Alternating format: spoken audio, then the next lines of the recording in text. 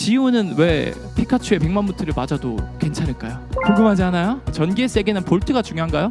볼트만큼 중요한 게 암페어거든요. 전기의 세기 와트는 볼트 곱하기 암페어예요. 근데 100만 볼트만 높여봤자 암페어이 0이면 0이거든요. 그러면 지우한테는 암페어를 높일까 낮출까? 낮춰요! 이렇게 해요 애들이. 리베 붕탄 지산 플레. 과학을 쉽고 재밌게 알려주기 위해서 오프라인에서 이런 무대를 꾸며보자. 모든 분야가 급변하고 있어요 지금. 모든 분야가. 그런데 유독 한 분야는 잘 안 바뀌어요. 사실 초창기 모습이랑 보면 크게 차이가 없어요. 머릿수만 점점 줄어들고 있지. 무조건 전교 1등. 누군가를 밟고 올라가서 정점에 선 사람만 박수 쳐주고 있는 게 현실이란 거예요. 대한민국 현실. 누구나 업직 창직의 시대에 살면서 내가 원하는 직업을 만들 수 있는 시대라는 거예요. 저도 백수였지만 과학 커뮤니케이터로서 지금 8년 9년 활동하니까 신기하게도 유명 대학에서 과학 커뮤니케이터 학과가 생겼어요. 그리고 제 강연을 7, 8년 전에 들었던 친구들이 지금 과학 커뮤니케이터 된 분들이 굉장히 많아요. 근데 점점 이제 직업화되고 있다라는 거죠.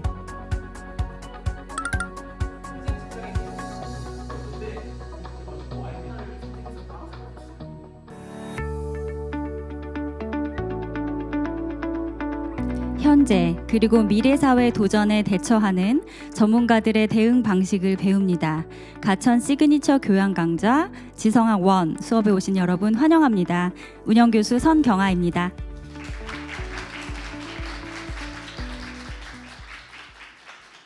네, 오늘도 현장에 24분의 서포터즈 학생들이 참여해 주시고 계시고요. 온라인으로 많은 학생들이 동시에 참여하셔서 하이브리드 방식으로 진행되고 있습니다. 여러분 일주일 잘 보내셨어요? 네, 지난주에 들었던 강연 내용 아직도 생생하게 기억에 남지 않으신가요? 네, 지난주 박문성 해설위원님께서 해주신 강연 내용이 저는 일주일이 지난 오늘도 아주 생생하게 기억에 남습니다. 혹시 내용 기억나세요?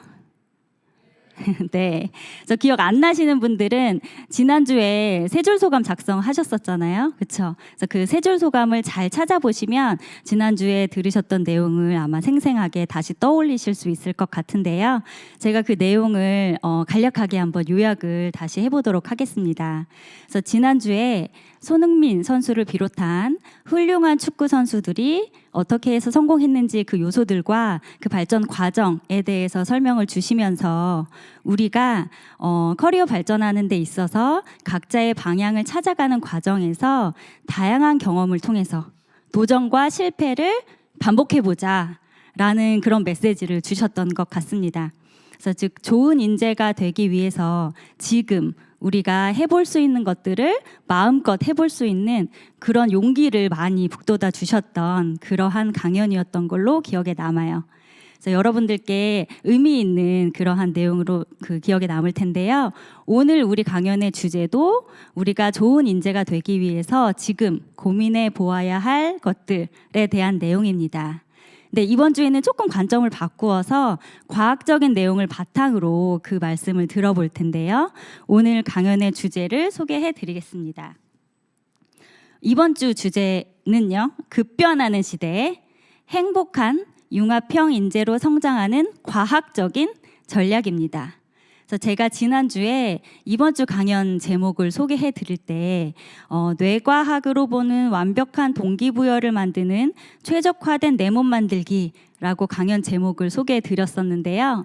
그래서 강연자님께서 더 좋은 강연을 준비하시는 과정에서 제목이 변경되었으니 이 부분을 참고해 주시면 좋겠습니다.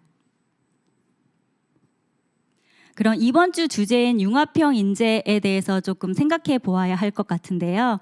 융합형 인재라는 말을 많이 들어보셨을 것 같아요.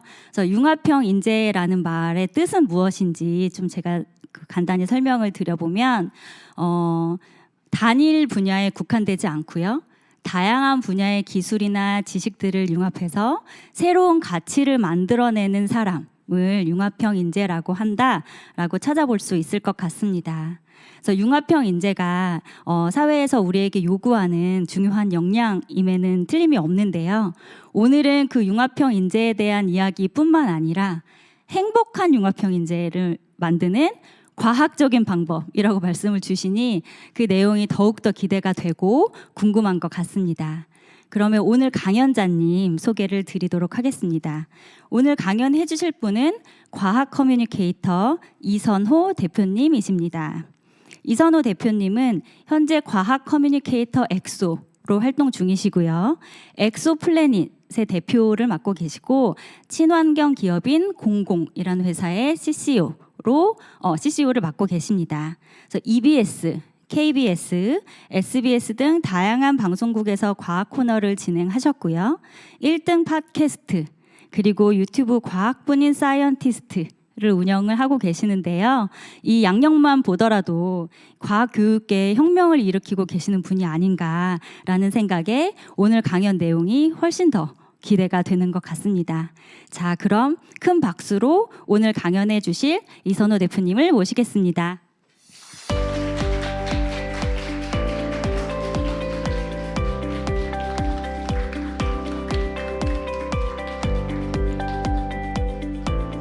네, 다시 한번 인사드리겠습니다. 저는 과학을 대중들에게 쉽고 재밌게 알려주는 과학 이야기꾼 같은 이제 과학 커뮤니케이터 이선호라고 합니다. 반갑습니다. 지금 온라인으로는 저 카메라인가요? 반가워요. 네, 웹엑스 또 유튜브 가천대 친구들. 네, 사실 아까 양력 소개시켜 줄 때 뭐 어디 대표, 어디 CCO 이렇게 말하지만 사실 저는 과학 커뮤니케이터 엑소라는 닉네임으로 활동하고 있어요. 근데 이 엑소라는 닉네임으로 활동하는 이 과학 커뮤니케이터가 뭐 직업이 있는 건 아니에요. 그래서 최근에 제가 제 회사를 설립했지만 한 3-4달 전까지만 해도 사실상 저는 백수였어요. 백수 나부랭이가 어떻게 이렇게 대가천대학교 앞에 전교생들 앞에 이렇게 강연을 하게 되었을까. 가천대학교에서 이제 뽑아 먹을 게 있으니까 저를 섭외해 주셨겠죠. 그래서 행복한 융합형 인재 되는 법, 그리고 그 전에 이 완벽한 동기부여를 만드는 법, 2가지 주제를 준비를 사실을 하다가 하나를 선택했는데 뭘 좋아할지 몰라서 오늘 다 가지고 왔어요. 그래서 이제 70분 강연하니까 70분 140분 준비를 하면 안 되겠죠. 그래서 제가 한 70분 내로 마무리를 할 거고, 과학 커뮤니케이터라고 하는 게 사실 과학을 대중들에게 쉽고 재밌게 알려주는 그런 역할을 하는 건데 하나 영상을 제가 보고 가면 좋을 것 같아요. 제가 MBC에서 새 치어라는 곳에 나왔어요. 이온 음료도 충분히 부어줍니다. 물이랑 제가 포카리 스웨트를 섞어봤습니다. 5초면 됩니다. 5, 4, 3, 2, 네, 커피가 돼요. 1 바뀝니다. 1 바뀝니다. 야, 신기하지 않습니까? 네, 참고로 유병재 씨랑 동갑이에요. 이거 마법일까요? 과학일까요? 과학이죠. 맞아요. 이거 우리 다 배웠어요. 중고등학교 때 앙금 반응이라 그래서 그 물에 녹는 이온들이 몇 가지가 만나면은 물에 안 녹는 침전물이 생기는 반응이거든요. 근데 이거 다 까먹어요. 왜냐하면은 전날 외우고 시험 치면은 우리에게 너무 재밌는 것들이 많잖아요. 술 마시고 싶고, 물론 중고등학교 때는 아니겠죠. 네, 뭐 게임, 뭐 발로란트, 그다음에 협고. 제가 어릴 때만 해도 이제 스타크래프트, 바람의 나라 뭐 이런 게 인기 많았거든요. 요즘엔 로블록스, 그다음에 브롤스타즈 압니까? 모르죠? 여러분들도 지금 점점 이제 기성세대가 되고 있는 거예요. 그래서 이런 마법 같은 과학 이야기를 들려주면 그래도 대중들이 좀, 또는 학생들이 오래 기억에 남지 않을까. 이런 판단에서 과학을 좀 쉽고 재밌게 알려줄 수 있는 어떤 매개체든 제가 다양한 그런 방법을 통해서 활동을 하고 있다 생각하시면 될 것 같아요. 뭐 과학 연극 이런 것들도 제가 가끔 했고, 과학 수학의 학자가 무슨 학자일까요? 한자 무슨 학자일까요? 그렇죠. 지금 속삭이는 게 들려요. 원래 이해해요. 대한민국은 크게 말할 수 없는 그런 환경이기 때문에 다 알고 있는 거 제가 눈빛을 보면 알고 있거든요. 배울 학자. 그러면은 음악의 악자는 무슨 악자죠? 즐길 학자죠. 왜 음악은 즐길 학자를 쓰고 과학, 수학, 문학 이런 건 배울 학자를 쓸까요? 재미없어서? 그러니까 저는 여기서부터 뭔가 차이가 생겼다 생각해요. 음악이 즐길 학자를 쓰니까 BTS가 빌보드 1등을 하고, 그 다음에 조성진 님께서 이런 대상을 받고 이런 피아노 대회에서. 그래서 과학, 수학 이런 것도 과학, 수학 이렇게 바꾸면은 재밌지 않을까, 문화가 될 수 있지 않을까, 파이가 커지지 않을까, 노벨상 퀴즈가 나오지 않을까, 이런 생각으로 저도 과학으로 만들기 위한 사람이다라고 생각하시면 될 것 같아요.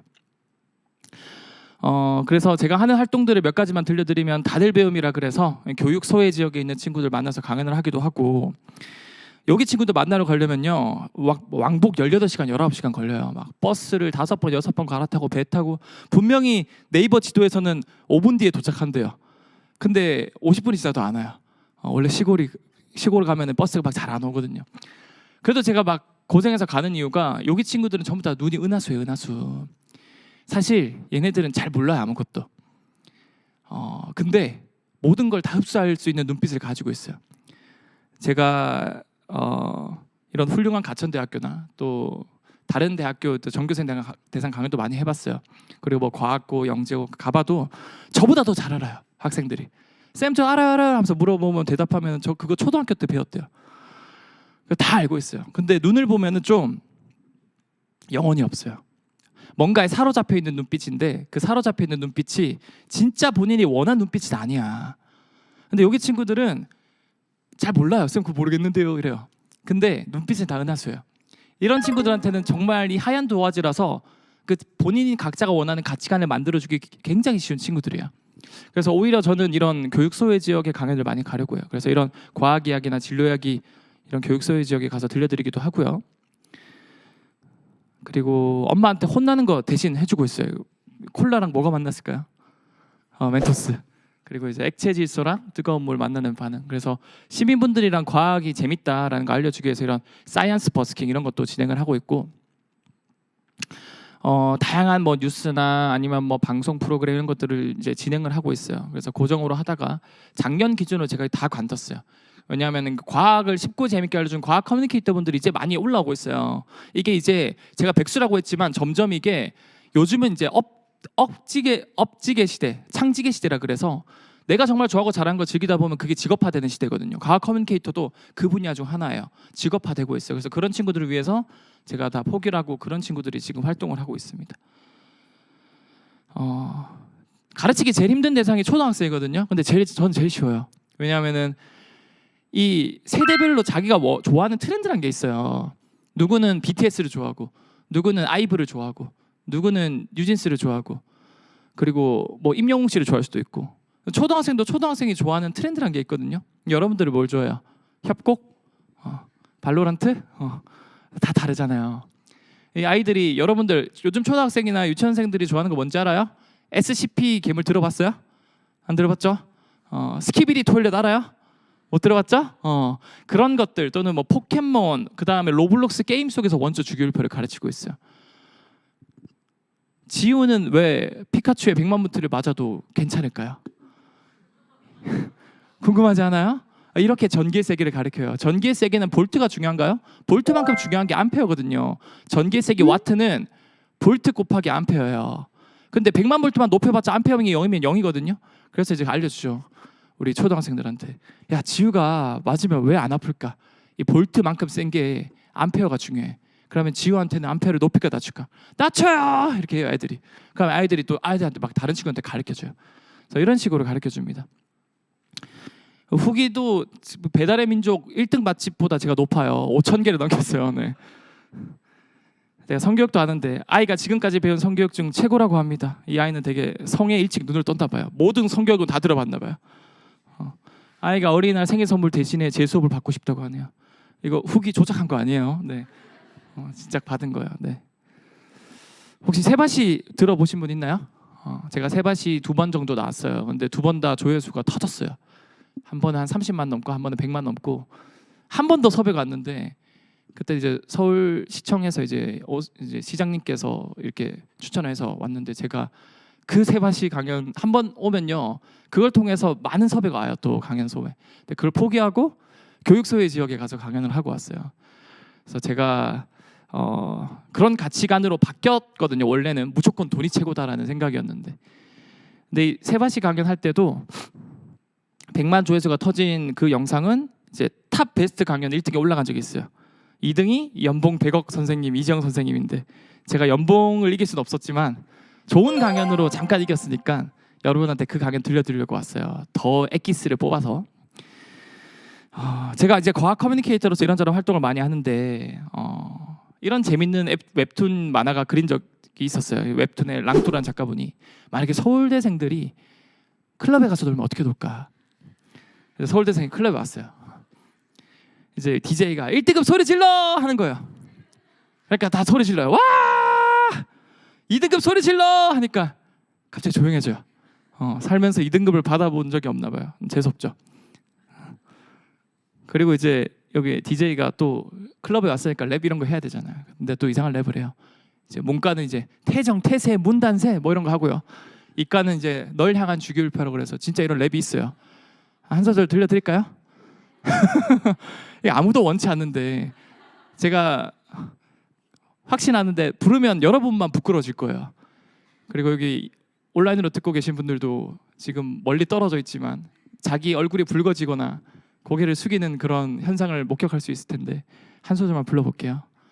수해리베 붕탄 지산플레 나만 알교 인황 여마칼카 안 끝났어야지. 냠냠냠냠냠냠냠냠냠냠냠냠냠냠냠 나트륨, 스리듐, 티타늄, 카드뮴, 알루미늄 이런 랩이에요. 감사합니다.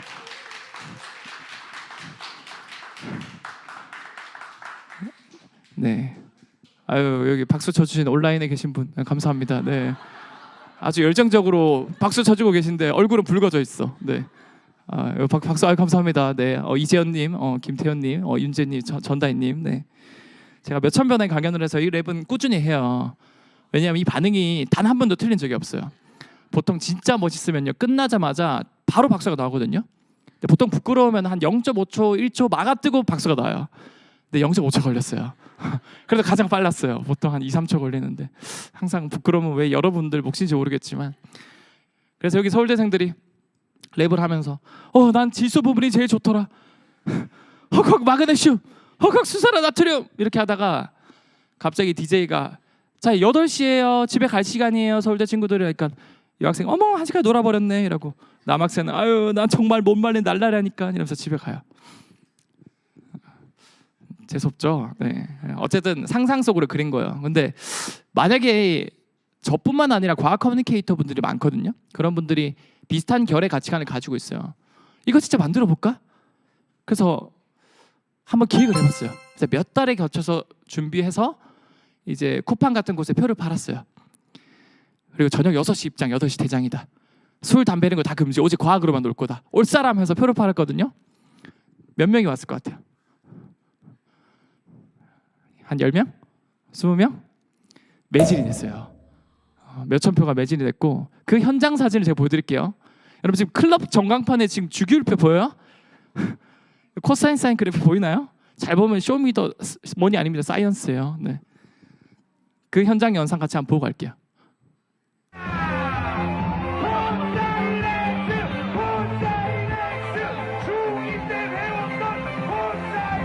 여러분 놀라지 마세요. 지금 저녁 7시예요. 새벽 1시 아니에요. 술, 담배 없어요.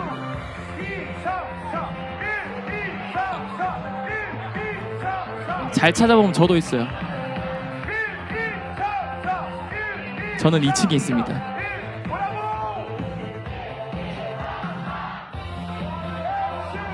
여러분 이거 플래시몹 이런 거 아니에요. 떼창이 본인들이 원해서 한 거예요. 네.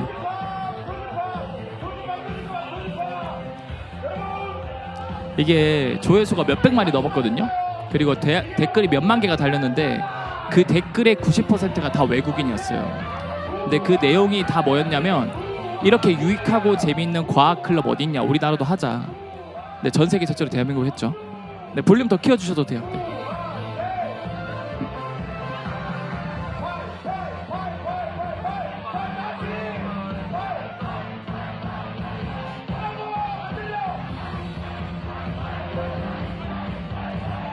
자, 파이는 무리수죠.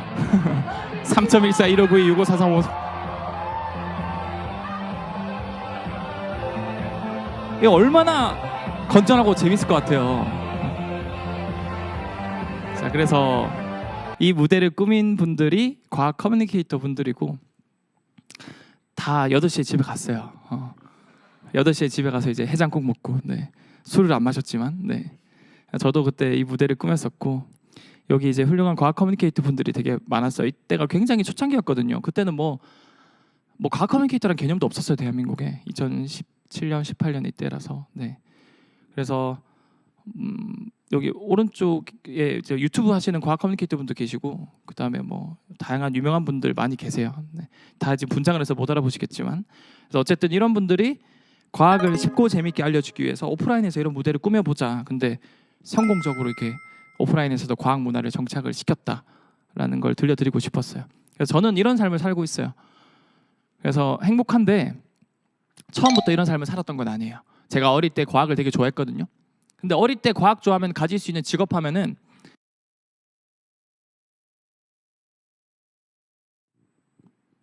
그런데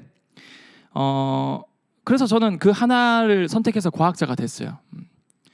제 양력을 짧게 소개시켜드리자면 저는 이제 가톨릭 대학교 생명공학과를 졸업을 해요. 1년 조기 졸업으로 수석 졸업을 하고 그다음 이제 서울의대로 갑니다. 그다음 의학 석사 졸업하고 박사 수료하고 박사 수료가 졸업한 건 아니에요. 수료를 하고 그다음 뭐 글로벌 박사 펠로우십 이런 것도 받아보고 장학금. SCI급 저널지도 게재해서 이제 인용이 지금 한 40몇 편이 넘었어요. 그리고 네이처지라는 연구 논문 EMM지 네이처 자매지도 게재를 해봤어요. 그래서 이렇게 열심히 스펙을 쌓다가 제가 간뒀어요. 이게 지금 제가 박사 졸업을 다 지금 완성된 상태에서 간둔 거거든요. 졸업을 안 하고. 그래서 이게 제 인생을 뭐 6줄, 7줄로 짧게 녹여낸 거지만 이거 미친 짓이에요. 주변에서 미쳤냐고 졸업하고 뭐 활동해도 해라고. 제가 왜 그만뒀을 것 같아요? 지금 열심히 이렇게 다 만들고 졸업 목전에 앞두고 뭐 다양한 기업이나 이런 데서도 뭐 연봉 많이 주겠다. 졸업하고 이제 같이 하자. 근데 간뒀거든요. 제가 왜 간뒀을까요? 채팅으로도 혹시 질문이 올라옵니까? 네. 왜 간뒀을 것 같아요? 제가 뭔가 세상을 바꾸고 싶어서 철학적인 뭐 이유 때문에 그런 것 때문에는 아니었어요. 그냥 재미가 없었어요.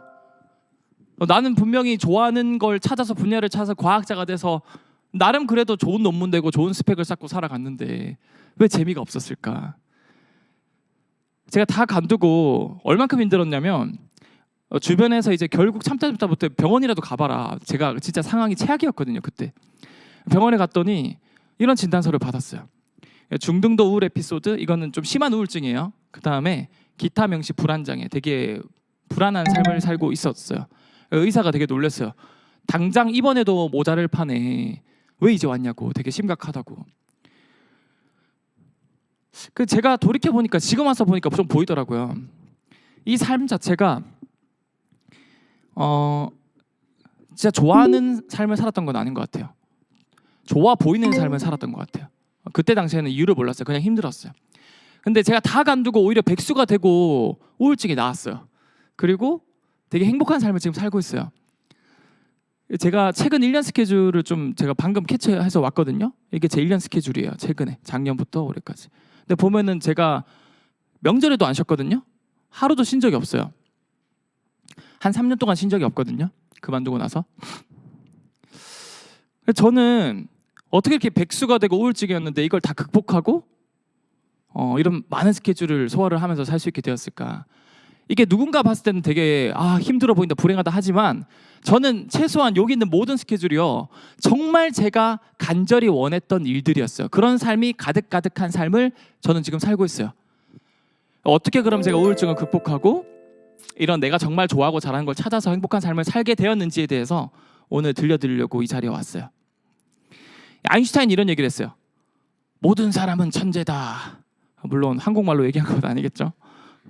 근데 조건을 달았어요. 하지만 물골과 나무를 얼마나 잘 오르는지로 능력을 판단한다면 그 사람은 평생 자기가 쓸모없다고 생각하며 살 것이다. 저는 이 문장이요, 아인슈타인이 그 나라의 환경을 얘기했겠지만 우리 대한민국 환경을 가장 잘 설명해주는 문장이라 생각해요. 물고기 보고 전부 다 나무 오르게 시키고 있어요. 그러면서 나고 자라 그래요. 여러분, 이 사진이 무슨 사진일 것 같아요? 이게 최초의 자동차 사진이거든요. 150년 전. 요즘엔 어때요? 뭐 슈퍼카, 전기차, 자율주행차 뭐 엄청난 발전이 있잖아요. 150년 만에. 이제는 핸들을 안 잡아도 돼요. 이거는 뭘까요? 맞아요. 최초의 전화기죠. 근데 150년이 지난 지금은 어때요? 뭐 전화기가 접히고 말리고 거기에 뭐 넷플릭스, 뭐 더글로리, 요즘에 뭡니까? 삼체 봤어요? 삼체 꿀잼입니다. 보세요. 또 뭐가 있지? 저는 과학적인 거, 그런 과학 내용 그런 것만 보기 때문에 맞다, 피지컬백 이런 것도 볼 수 있고, 또 여기 협곡에 들어가가지고 부모님 안부도 물을 수도 있고, 뭐 다 할 수 있잖아요, 맞죠? 카카오페이도 보낼 수 있고, 이 작은 기기 안에 모든 편리함이란 편리함은 다 이 안에 들어가 있잖아요. 사실은 제가 드리고 싶은 말은 모든 분야가 급변하고 있어요, 지금 모든 분야가. 그런데 유독 한 분야는 잘 안 바뀌어요. 그리고 교실의 모습을 보면 사실 초창기 모습이랑 보면 크게 차이가 없어요. 머릿수만 점점 줄어들고 있지. 근데 저는 이 표면적인 걸 말하는 게 아니에요. 물론 표면적인 것도 크게 바뀌는 게 없지만 본질을 보자라는 거예요. 이 본질을 보면 이 인재라고 지금 말해주는 그 학생은 무조건 전교 1등, 누군가를 밟고 올라가서 정점에 선 사람만 박수 쳐주고 있는 게 현실이라는 거예요. 대한민국 현실. 저는 그렇게 생각해요. 여기 있는 동물들 다 잡아가지고 지금 나무 타기 시키고 있어요. 그래서 나무 잘 타면 박수 쳐주고, 나무 타다가 떨어지면 뭐라 그래요. 물론 다람쥐 같은 친구들은 나무 잘 타겠죠. 박수 쳐줘야 되겠죠. 환경 만들어줘야 되겠죠. 그러면 이런 환경이 있은 만큼 수달은 나무를 잘 못하지만 수영을 잘 해요, 못해요? 수영 잘 할 수 있잖아요. 사슴은 잘 달릴 수 있어요, 없어요? 잘 달릴 수 있잖아요. 이 새들은 잘 날 수 있어요, 없어요? 날 수 있잖아요. 저는 그렇게 생각해요. 모든 대한민국의 아이들, 학생들, 심지어 어른들조차도 각자 다른 동물이라 생각해요. 각자 자기가 좋아하고 잘하는 것들이 다른 소중한 자아를 가진 생명체라고 생각을 합니다. 근데 다 나무 타기 시키고 있다니까요, 대한민국은. 이 하버드 대학의 가드너 교수님이라는 분이 얘기한 것처럼 이게 다중지능이라 그래서 예전에는 무조건 공부 잘하고 수능 잘 치고 IQ 높고 그 친구만 인재야, 융합형 인재야, 천재야, 이러는 시대였지만 이제는 바뀌고 있어요. 수학을 잘하는 것만큼 다른 친구들은 이거 못해도 나는 ENFJ야, 인간 지나지능이 있어, 이것도 여러분 이제는 인재로 보고 있다니까요. 물론 MBTI가 과학은 아닙니다. 그럼 난 공강지각 능력이 좋아, 나는 자연지능이 좋아, 공룡을 좋아해, 나는 자기 객관화가 잘 돼, 이런 거 하나하나가 내가 잘하고 있는 강점이 대한민국 기준에서는 그게 박수 쳐주지 못하는 강점이라고 하더라도 이제는 그게 강점이 될 수 있는 시대라는 거예요. 요즘 융합형 인재 얘기 많이 듣고 있죠. 그럼 이 융합형 인재는 과연 어떻게 만들어질까요? 이런 사람들이 융합형 인재일까요? 손흥민, 김연아, 페이커, BTS, 이 연봉 100억 넘게 받고 엄청난 분들이죠. 근데 이런 분들은 제가 봤을 때 융합형 인재는 아니에요. 물론 대단한 분들이죠. 근데 이런 분들이 이제 스페셜리스트라고 하거든요. 요즘엔 페이커보다는 초비가 좀 더 잘하는 것 같던데, 그래도 저는 마음속에 항상 페이커입니다. 기습승배 한번 하고 가야죠. 이런 스페셜리스트는 어떻게 만들어질까요? 이 스페셜리스트는 융합형 인재는 저는 아니라 생각해요. 이런 분들은요, 조건이 있어요. 일단 부모님의 좋은 유전자가 좀 있어야 돼요. 좀 타고난 게 있어야 돼요, 선천적으로. 또 거기서 뼈를 깎는 노력, 진짜 피토하는 노력, 이걸 통해서 그 분야의 수십 수백만 명을 밟고 올라가서 정점에 선 사람들이 이런 스페셜리스트가 될 수 있어요. 근데 사실 이렇게 되면은 진짜 돈, 페임, 뭐 인기, 이 모든 것들을 얻을 수 있지만 과연 이분들이 행복할까? 저는 사실 이 본질적인 행복을 추구할 수 없다고 생각을 합니다. 물론 개인적인 생각이지만 김연아 씨가 최근에 유퀴즈에 나와서 이런 얘기를 했어요. 김연아 씨 다시 선수 시절로 돌아가고 싶어요? 그때는 어땠나, 행복했냐? 그러니까 자기는 너무 힘들었대요. 오히려 지금 삶이 너무 행복하대요. 그러면 또 물어봤어요. 유재석 씨랑 조세호 씨가 나중에 딸 낳으면은 피겨 시키겠냐고. 뜯어 말릴 거래요, 멱살을 잡고. 본인이 정말 그 삶 자체가 본질적으로 행복했다면 자기 딸도 이렇게 권유를 시켰겠죠. 저는 이 스페셜리스트는 물론 대한민국이 원하는 뭐 인기, 명예를 많이 얻을 수 있고 돈을 많이 벌 수 있지만 본질적인 행복은 아니다라고 생각을 해요. 그럼 우리는 어떤 삶을 살아야 될까? 이제는 스페셜리스트가 될 필요가 없다고 생각을 해요. 그럼 뭘까요? 제너럴리스트가 돼야 된다는 거예요. 이 제너럴리스트가 제가 생각하는 융합형 인재예요. 제너럴리스트는 한 분야에 특출나는 능력을 가진 사람이 아니에요. 하지만 내가 다양한 경험을 통해서 난 이런 걸 좋아하구나, 난 이런 걸 잘 못하는구나, 이 메타인지를 늘려서 좋아하는 분야를 묶어서 그것들을 두루두루 잘하는 그런 분들이 제너럴리스트예요. 꼭 한 분야 1등이 안 되어도 돼요. 하지만 다양한 분야를 찾아서 평균 이상만 잘해도 그게 묶이면은 그 누구도 따라올 수 없는 1등이 될 수 있다라는 겁니다. 제 삶에 대한 이야기를 좀 들려드릴게요. 누구나 제너럴리스트는 될 수 있다고 생각하는데 제가 아까 말씀을 드렸잖아요. 저는 과학을 되게 좋아했어요. 근데 이 대한민국 이 문화 환경 자체가 뭔가 하나를 좋아하면 그걸 오롯이 좋아할 수 없는 문화를 만들어버려요. 왜냐하면 너가 이거 좋아해? 여기서 무조건 1등 돼야 돼. 스페셜리스트가 돼야 돼. 1등 해봐 하면서 던져놔요. 제가 아무리 노력해도 뭐 좋은 논문 쓰고 막 장학금 받아도 저는 우물한 개구리예요. 그 1등은 그 순간 1등이고 해외에 나가서 막 발표해보면 저보다 날고기는 사람이 너무 많아요. 그래서 어릴 때부터 거의 30대 될 때까지 무조건 한 분야의 독보적인 1등이 되면 행복할 줄 알았는데 행복하지도 않고 무한 경쟁 시대에 항상 끊임없이 견제를 해야 되고 이때 내가 추구했던 이 성공 방정식, 행복 방정식이 진짜 내가 원한 게 아니라 다른 데서 주입된 거였구나 걸 깨달았어요. 그때 제가 우울증이 왔어요. 모든 게 무너지고 자아 실현이 무너지고 그때 한 30살 돼서 나는 좋아하는 게 뭐지? 내가 진짜 잘하는 게 뭐지? 그때 알았던 거예요. 그때 방황을 시작한 거예요. 근데 참 신기한 게 이런 우울증을 알았을 때 원래 사람이 뭔가 불행한 일이 닥치면 한 번에 오거든요. 여러분들은 삶을 살면서 뭐가 제일 중요해요? 보통은 3가지로 나뉘어요. 여러분들 머릿속에 한번 떠올려봐요. 돈, 사랑, 그 다음에 자아 실현, 꿈이죠. 여러분들은 뭐예요? 여기 지금 온라인으로 보이거든요. 돈 손 들어보세요. 돈 손 들어보세요. 돈. 솔직히 돈이 제일 많아야 되는데 괜찮아요. 돈을 추구하는 게 나쁜 건 아닙니다. 맞아요. 돈이 제일 많습니다. 보통. 사랑. 나는 뭐 아이브의 장원영 같은 분 아니면 BTS의 B 같은 분 만나서 영원한 사랑을 하고 싶어. 사랑하면 손 들어보세요. 효우님. 여기 뒤에 분. 네. 온라인으로도 지금 좀 계십니다. 네, 사랑. 자아 실현, 꿈. 나는 진짜 원하는 걸 찾아서 돈 좀 못 벌어도 그냥 하고 싶은 거 하고 싶다. 여러분 가천대 지금 거의 여기 앞에 계신 분 다 꿈을 지금 쫓고 있어요. 여기 앞에 지금 손 드신 분들도 온라인으로 네, 박수 한번 다 같이 박수 한번 줄게요.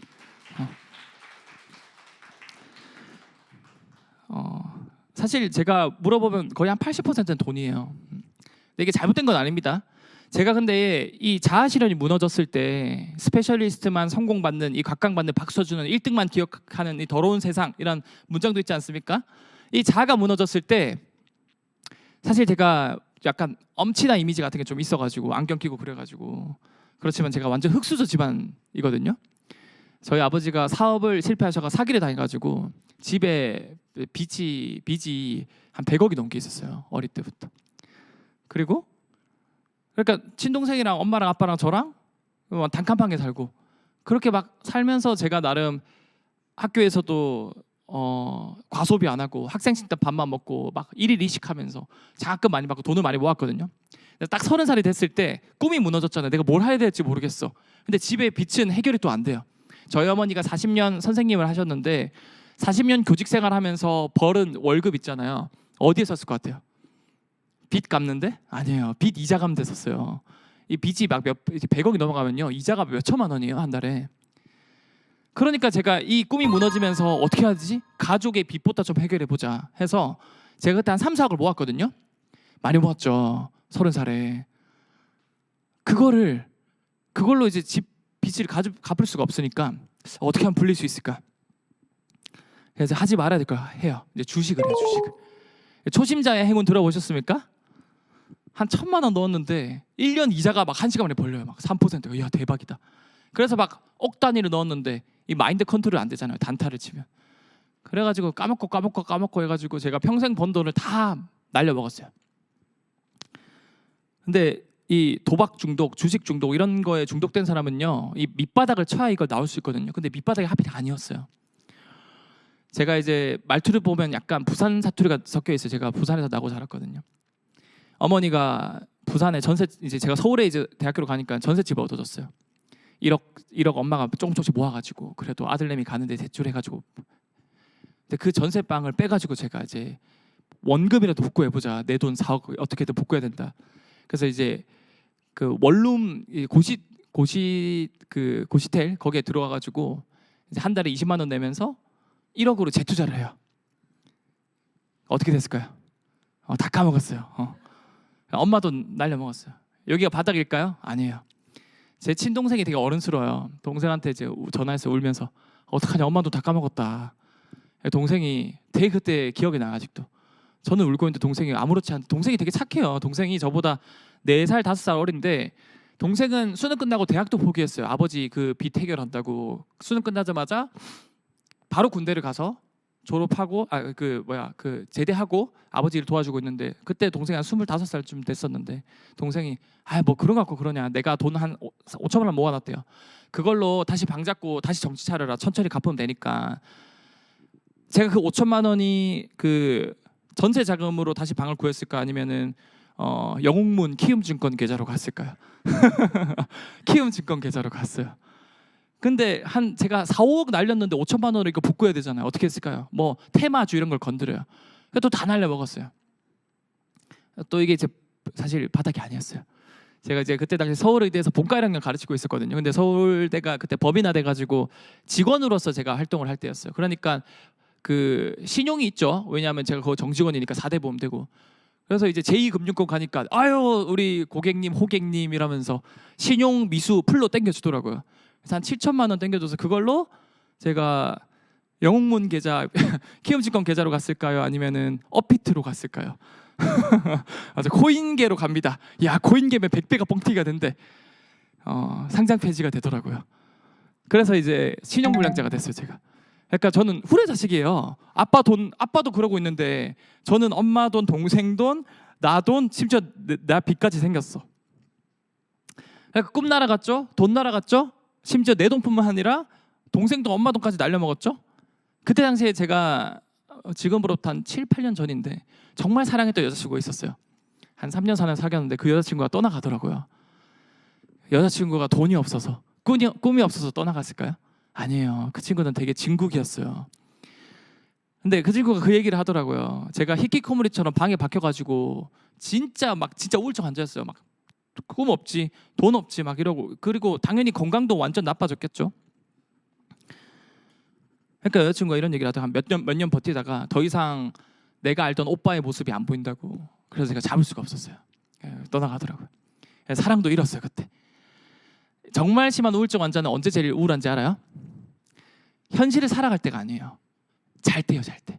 자다가 반쯤 깨면요, 이 이성이란 게 돌아오거든요. 그래서 이 지옥 같은 현실에 돌아왔구나라는 게 딱 느껴질 때 그때 제일 힘들어요. 그래서 제가 그때 지금 몸무게 대비 한 10kg에서 15kg가 더 빠졌었거든요. 완전 그냥 브랜든 같은 롤 하시는 분인지 모르겠지만 완전 해골 바가지였어요. 지금 그 헤어졌던 여자친구는 그래도 제가 완전 쓰레기는 아니었나 봐요. 카톡 차단은 안 했더라고요. 그래서 가끔 봐요, 부사를. 지질하게. 그래도 새벽 2시에 뭐해? 자, 이런 건 안 했어요. 그 친구가 결혼까지 해서 행복한 삶을 살고 있더라고요. 저는 오히려 더 좋아요. 그 친구가 이렇게 행복해졌으면 했거든요. 이런 것들이 다 무너졌는데 제가 이걸 다 극복했어요. 심지어 빚도 다 갚았어요. 아버지 빚, 그다음에 어머니 차도 사드리고 최근에, 그리고 동생도 빚도 다 갚고, 저도 이제 신용불량자 이걸 다 처리하고. 어떻게 그게 됐을까? 제가 잘 때마다 조상님이 6, 4, 15, 35 이건 아니고요. 우주의 기운이 와서 이런 것도 아니고요. 제가 진짜 한 2년 방에 처박혀 살면서 모든 게 다 무너졌을 때, 이 생쥐도 물에 빠졌을 때 지푸라기라도 잡는 심정이 있다고 하잖아요. 제가 잡았던 지푸라기가 정말 다행히 또 뭐 우주의 기운 이런 게 아니라 뭐 알파 메일 되는 뭐 이런 거 아니라 과학이란 도구를 잡았어요, 제가. 왜냐하면 제가 평생 했던 게 과학이었기 때문에 제가 믿고 의지할 게 과학밖에 없었어요. 그래서 주변에 인스타 보고 막 이러니까 다 행복해 보여, 나 빼고. 나도 바뀌어야 되겠다, 나도 행복해지고 싶다. 어떻게 행복해질까? 내 몸부터 바뀌어야 되는 걸 알았어요. 왜냐하면은 이 우울증이라는 거는 뇌에 있는 정신적 질환입니다. 근데 내 기분이나 이런 것들은요, 어디서 만들어지는 걸까요? 이 뇌 신경 전달 물질에 의해서 좌지우지 되는 거거든요. 우리가 세포로 이루어져 있잖아요. 이 세포는 물질적인 거예요. 이 세포도 원자로 이루어져 있어요. 이 물질적인 것은요, 내가 어떻게 컨트롤하느냐에 따라서 바뀔 수 있다는 거예요. 결국 내 물질적인 걸 바꾸면 내 뇌도 바뀌고 뇌의 기분을 바꿔주는 그런 동기부여 호르몬도 바뀔 수 있다는 거예요. 그래서 저는 일단은 몸부터 바꾸자라는 생각을 했어요. 이 모든 게 바닥일 상태에서. 여러분 심신일여란 말이 있거든요. 건강한 몸에 건강한 정신이 깃든다는 말입니다. 중꺾마 많이 들어보셨죠? 근데 저는 그렇게 생각해요. 중요한 건 꺾이지 않는 마음을 만들어주는 꺾이지 않는 몸이라고. 그러면 여러분들 사실 우리의 기분을 좋게 해주는 호르몬들, 동기부여를 만들어주는 호르몬들 크게 두 가지가 있거든요. 도파민과 세로토닌. 요즘엔 도파민 굉장히 핫한 키워드죠. 여러분들이 자유의지 들어보셨죠? 자유의지가 있을 것 같아요? 요즘 유명한 이런 신경생리학자 대가들이 말하는 바에 의하면 자유의지가 없대요. 이 자유의지가 뭘까요? 오늘 내 의지로 여기 앉아가지고 내가 궁금한 거 물어보고, 또 오늘 집에 가면 야식으로 배달의 민족 시켜가지고 마라탕을 먹을까 떡볶이를 먹을까, 오늘 마라로제 떡볶이다, 이렇게 골라 먹을 수 있는 그 의지. 오늘은 정글이 탑으로 갈까 바텀으로 갈까 미드로 갈까 갱을 어디로 가지, 오늘은 미드다. 이게 자유의지가 있다고 생각하지만 없어요. 굉장히 재밌는 실험이 있어요. 여기 빨간 버튼이랑 파란 버튼, 이렇게 합시다. 마라탕이랑 떡볶이가 있다고 생각해봐요. 여러분 뭐 먹고 싶어요? 고민 좀 하다가 한번 누른다고 생각해봐요. 한번 고민하다가 마라탕 먹을까 떡볶이 먹을까, 좋았어, 오늘은 마라탕이다, 딱 고르겠죠? 근데 내가 마라탕을 먹어야 되겠다고 딱 생각이 나고 누르는 순간, 그 순간 13초 전 있잖아요. 그 전부터 그 사람이 뭘 누를지 알 수 있대요. 이 뇌파랑 이 검사만 하면요, 이 시간이 점점 지금 뒤로 밀리고 있대요. 20초 전, 30초 전으로. 그 말이 뭘까요? 이 자유의지라는 건 이미 우리 뇌에서 내가 뭔가를 결정한 거 다 결정돼 있는데, 그걸 하고 난 행위 이후에 합리적인 그런 근거를 제시하게끔 만들어주는 착각이라는 거예요. 그럼 우리는 자유의지가 없으니까 엑소쌤 저 그냥 대충 살아도 될까요? 그게 아니라는 거예요. 근데 이 자유의지를 만들어주는 게 뭘까요? 우리 순간순간 기분에 따라서 그 순간 선택이 바뀌고 그 선택들이 쌓여서 여러분들 인생이 바뀌는 거예요. 그러니까 그 기분을 바꿔주는 호르몬이 얘네들이에요. 근데 이 얘네들이 우리가 바꿔줄 수 있다니까요. 이 호르몬의 분비를요. 그러면 어떻게 바꿀 수 있을까? 이 도파민과 세로토닌을 보면, 도파민은 크고 자극적인 기쁨, 쾌감에 민감하게 반응합니다. 물론 얘 자체가 분비된다고 쾌감이 나오는 건 아니고, 뭔가 쾌감을 느꼈을 때 얘가 분비되면서 그 행위를 계속 반복하게 유도를 하는 게 도파민이에요. 세로토닌은 도파민만큼 자극적인 건 아니지만 좀 잔잔하지만 사소한 기쁨을 줍니다. 제가 오늘 두 마리 토끼 다잡법 알려드릴게요. 첫 번째로 도파민은요, 여러분들이 많이 분비되고 있어요. 잘 때 30초만 틱톡, 릴스, 쇼츠, 쇼폰 봐야지 하면서 30초 봐요? 한 90분 지나있죠? 2시간 지나있죠? 이 도파민이 예측 불가능한 그런 걸 보면은 계속 분비돼요. 그거 말고도 이제 여름이 다가오고 있구나, 올해는 바디 프로필을 찍어야 되겠다, 또는 새롭게 체력을 관리해야 되겠다, 친구들한테든 엄마 아빠한테, 여자친구 남자친구한테 나 내일부터 새벽 5시에 일어나서 필라테스 할래, 달리기 할래, 수영할래, 헬스 할래. 한 일주일은 열심히 해요. 근데 작심삼일이란 말이 괜히 있는 게 아니잖아요.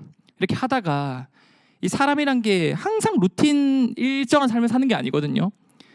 예를 들어서 친구랑 술을 마셨어 전날, 또는 협곡에 들어갔는데 갑자기 나는 그 정글인데 잘했는데 갑자기 탑이 무조건 자기가 솔킬 따였는데 정글 탓이래. 또 친구랑 술 마시거나 또는 게임하거나 또는 뭐 시험을 망치거나, 그 변수라는 게 있잖아요. 그러면 평소에는 한 11시, 12시에 자다가 새벽 3시까지, 4시까지 잠을 못 자요. 그 자고 일어나면 그 다음날 알람 소리 일단 깨긴 깨요. 나와의 약속이 있으니까 새벽 6시에 깼어. 근데 스마트폰을 쫙 보면서 이 80억 인구 중에서 가장 고뇌에 빠지는 인간이 돼요. 잘까? 일어날까? 대개는 그냥 자요. 베개에 얼굴을 파묻어요. 왜? 우리에겐 내일 있잖아요. 근데 이게 베개에 얼굴을 파묻는 순간요, 엄청난 도파민이 분비된대요. 왜냐하면 이 호모사피엔스는 30만 년의 역사 동안 도파민이 어떻게 분비됐냐면, 내가 뭔가를 목표를 세우고 그거를 달성하기 위해서 노력하고 참고 인내해서 달성했을 때 도파민이 분비됐거든요. 대개는 사냥이었겠죠, 우리의 조상들은. 근데 요즘엔 뭐예요? 그냥 베개 얼굴 파묻거나 또는 배달의 민족 한번 클릭하거나 마라로제 떡볶이 하나 누르거나 밤에 잘 때 틱톡 릴스 쇼폰 좀 보거나 이러면 그냥 빵빵 터지는 거예요. 그러니까 내 입장에서 난리가 난 거예요. 뭐야? 내가 항상 참고 노력해서 목표를 달성했을 때 도파민이 분비됐는데 그냥 쉬운 포기 쉬운 선택으로 나오네. 우리 뇌는 너무 영악해서 그런 걸 계속 하려고 그래요. 그럼 처음이 어렵지 두 번째 세 번째 비슷한 상황 오면 그냥 자버려요. 그럼 나태한 나로 다시 돌아오겠죠. 근데 더 불행한 게 이 도파민이 베개 얼굴 파묻을 때 처음은 되게 기분 좋거든요. 근데 계속 반복되면 이게 내성이 생겨요. 그럼 또 행복하지도 않아요. 그러니까 나태한 불행한 나로 다시 돌아온다라는 거예요. 그럼 선생님 엑소쌤 어떻게 하면은 이 도파민을 올바르게 분비할 수 있을까요? 우리 호모사피엔스가 항상 해왔던 걸 하면 돼요. 30만 년 동안 항상 도파민 분비되는 방법이 뭐였을까요? 목표를 세우고 그걸 달성하기 위해서 노력하고 달성했을 때 도파민이 나온다. 그럼 목표를 잘 세우면 되겠네요. 근데 제가 이런 얘기를 하면요, 막 처음부터 이번 방학에 나는 꽈탑 할 거야. 이번 학기 때 꽈탑 할 거야. 나 책 300권 읽을 거야. 이런 말도 안 되는 목표부터 시작해요.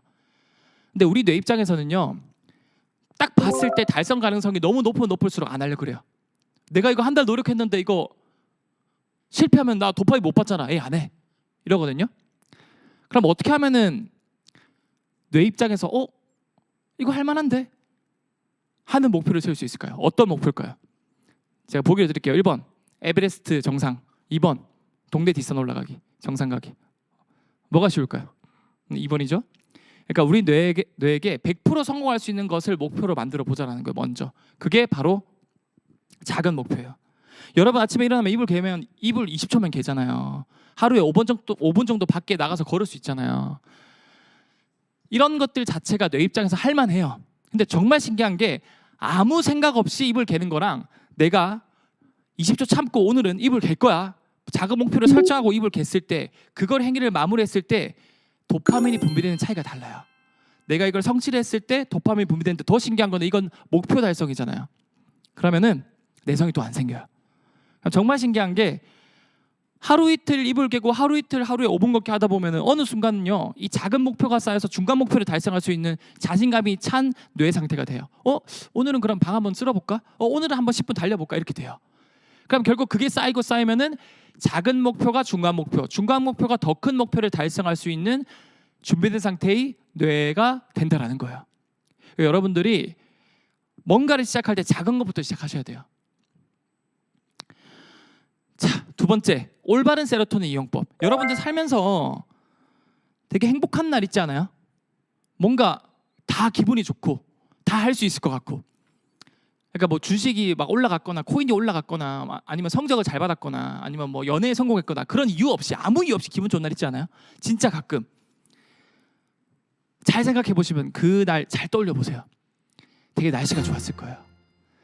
이 세로토닌이 그 기분을 나게 해줘요. 들뜨게 하고 뭔가 의욕이 넘치고 공부 막 잘할 수 있을 것 같고, 막 그날따라 청소해야 돼. 막 청소 막 다 뒤집잖아요. 맞죠? 이 세로토닌이 그런 기분을 들게 하는데, 이 동기부여를 유발하는 호르몬은 언제 많이 나오냐? 햇빛일 때 많이 나와요. 몇백만 원짜리 뭐 영양제 그런 거 먹지 마시고 햇빛만 충분히 쬐도요, 나를 설레게 해주고 기분 좋고 의욕을 만들어준 동기부여를 세로토닌이 충분히 만들어줍니다. 그러니까 제발 자기 전에 20분 동안 스마트폰 그만 만지고 20분만 빨리 일어나요. 이렇게 세로토닌이 분비되면 하루 종일 기분이 좋고 의욕이 넘치는데, 또 이 세로토닌이 잘 때 되면요, 숙면을 취하게 해주는 멜라토닌으로 바뀌어요. 그럼 또 꿀잠을 잘 수 있어요. 선순환이 되겠죠.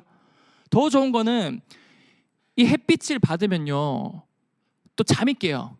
잠을 깨게 해주는 각성 호르몬이 나오거든요. 그러면 기분 좋게 또 잠이 깹니다. 여기 군대 갔다 온 분 있는지 모르겠지만 아침에 새벽 6시에 불을 켜면요 그렇게 짜증날 수가 없어요. 근데 불 계속 켜놓으면 잠이 깨요. 근데 반대로 암막 커튼 켜놓으면요 하루 종일 잘 수 있어요. 이게 빛의 마법이에요. 놀랍게도 OECD 국가 중에서 자살률 1위가 대한민국이거든요. 근데 대한민국 국민보다 무려 4배나 자살을 많이 한 나라가 있어요. 바로 그린란드라 그래서, 그린란드는 극지방의 나라거든요. 거기는 1년 중 한 3, 4개월이 극야라 그래서 해가 아예 안 떠요. 하루 종일 밤이에요. 또 3, 4개월은 하루 종일 해가 떠 있어요. 백야라 그래서. 그래서 이런 계절적인 또는 햇빛적인 원인 때문에 그 나라는 자살률이 4배 이상 높다라고 주장하는 과학자들이 굉장히 많습니다. 그러니까 선생님, 저는 해 뜨기 전에 일어났는데 어떡하죠? 과학을 이용하세요. 햇빛 조명이라고 팔아요. 세로토닌 조명에서. 별로 비싸지도 않아요. 여러분 받아 적으세요. 1만 룩스 이상, 조명의 밝기입니다. 1만 룩스. 그 이상의 조명을 사서 여러분들 해 뜨기 전에 켜요. 그냥 아침에 일어나면. 그래서 이제 뉴진스 아이브 노래 한 3-4곡 듣고 가만히 앉아있어요. 명상 좀 하면서. 그럼 잠이 깨면서 기분이 좋아요. 세로토닌 나오거든요. 그럼 하루 종일 의욕이 넘칩니다. 잘 때 되면 또 잠이 잘 와요.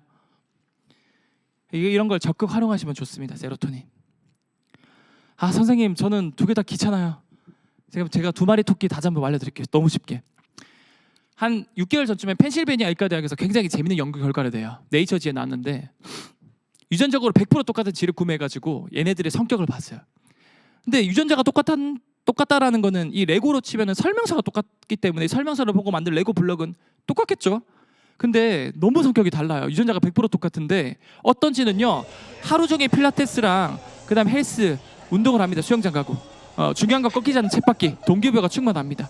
옆에 쥐가 돌아가든 안 돌아가든 계속 운동을 해요. 너무 신기하죠?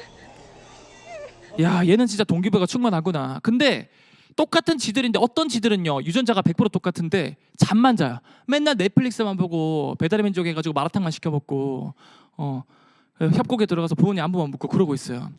과학자들이 이게 너무 신기해서 왜 그런가 봤더니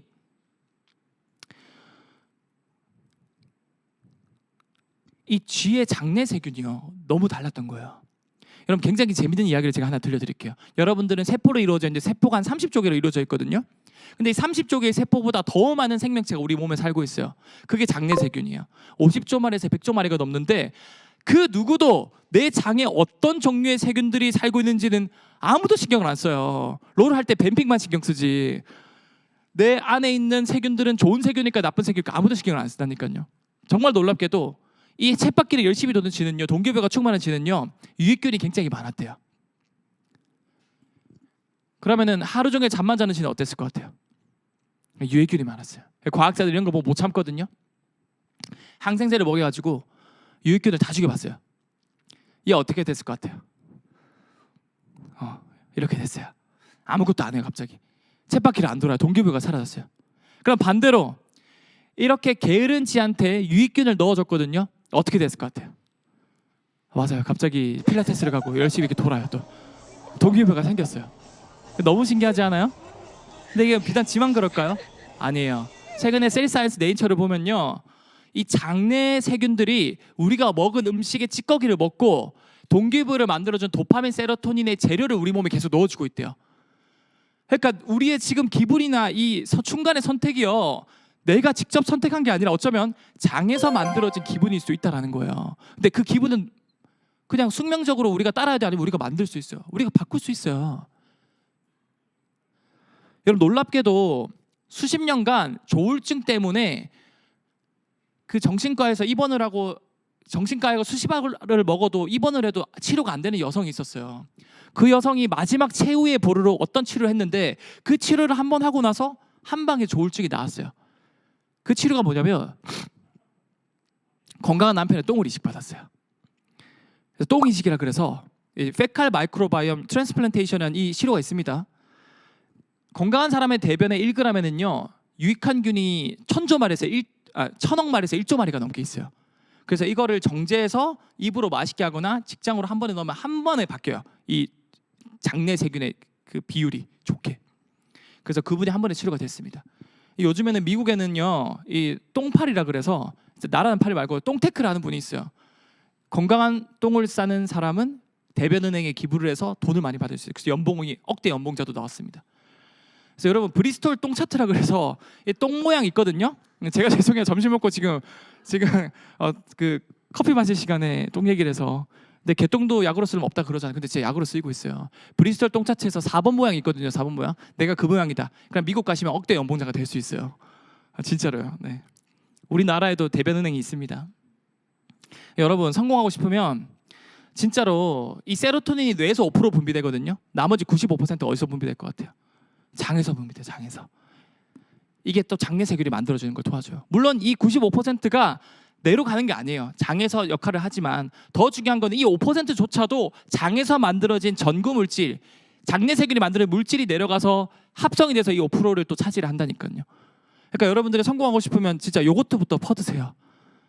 제가 심한 우울증 앓고 불안장애 앓고 몸무게가 10몇 kg로 빠지고 2년을 넘게 히키코모리처럼 단칸방에 박혀서 살면서 그 쥐가 지푸라기를 잡는 심적으로 잡았던 과학 도구가 처음에 이거였어요. 요거트 퍼먹기.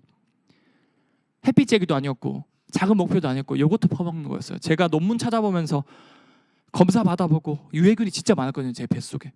그래서 진짜 특허받은 유산균들을 막 골라가지고 제가 배양해서 먹었어요. 맨날 퍼먹었어요. 근데 진짜 신기하게도 퍼먹었는데 한 달, 2달 퍼먹었거든요. 근데 갑자기요 이불 개고 싶어지는 거예요. 밖에 나가보고 싶어지는 거예요. 그때부터 작은 목표부터 시작했어요. 작은 목표 하면서 이불 개고 또 나가니까 또 햇빛을 쬐니까 세로토닌이 나와요. 점점 저한테 있어서 이불 개기는요 작은 목표가 아니었어요. 정말 큰 목표였어요.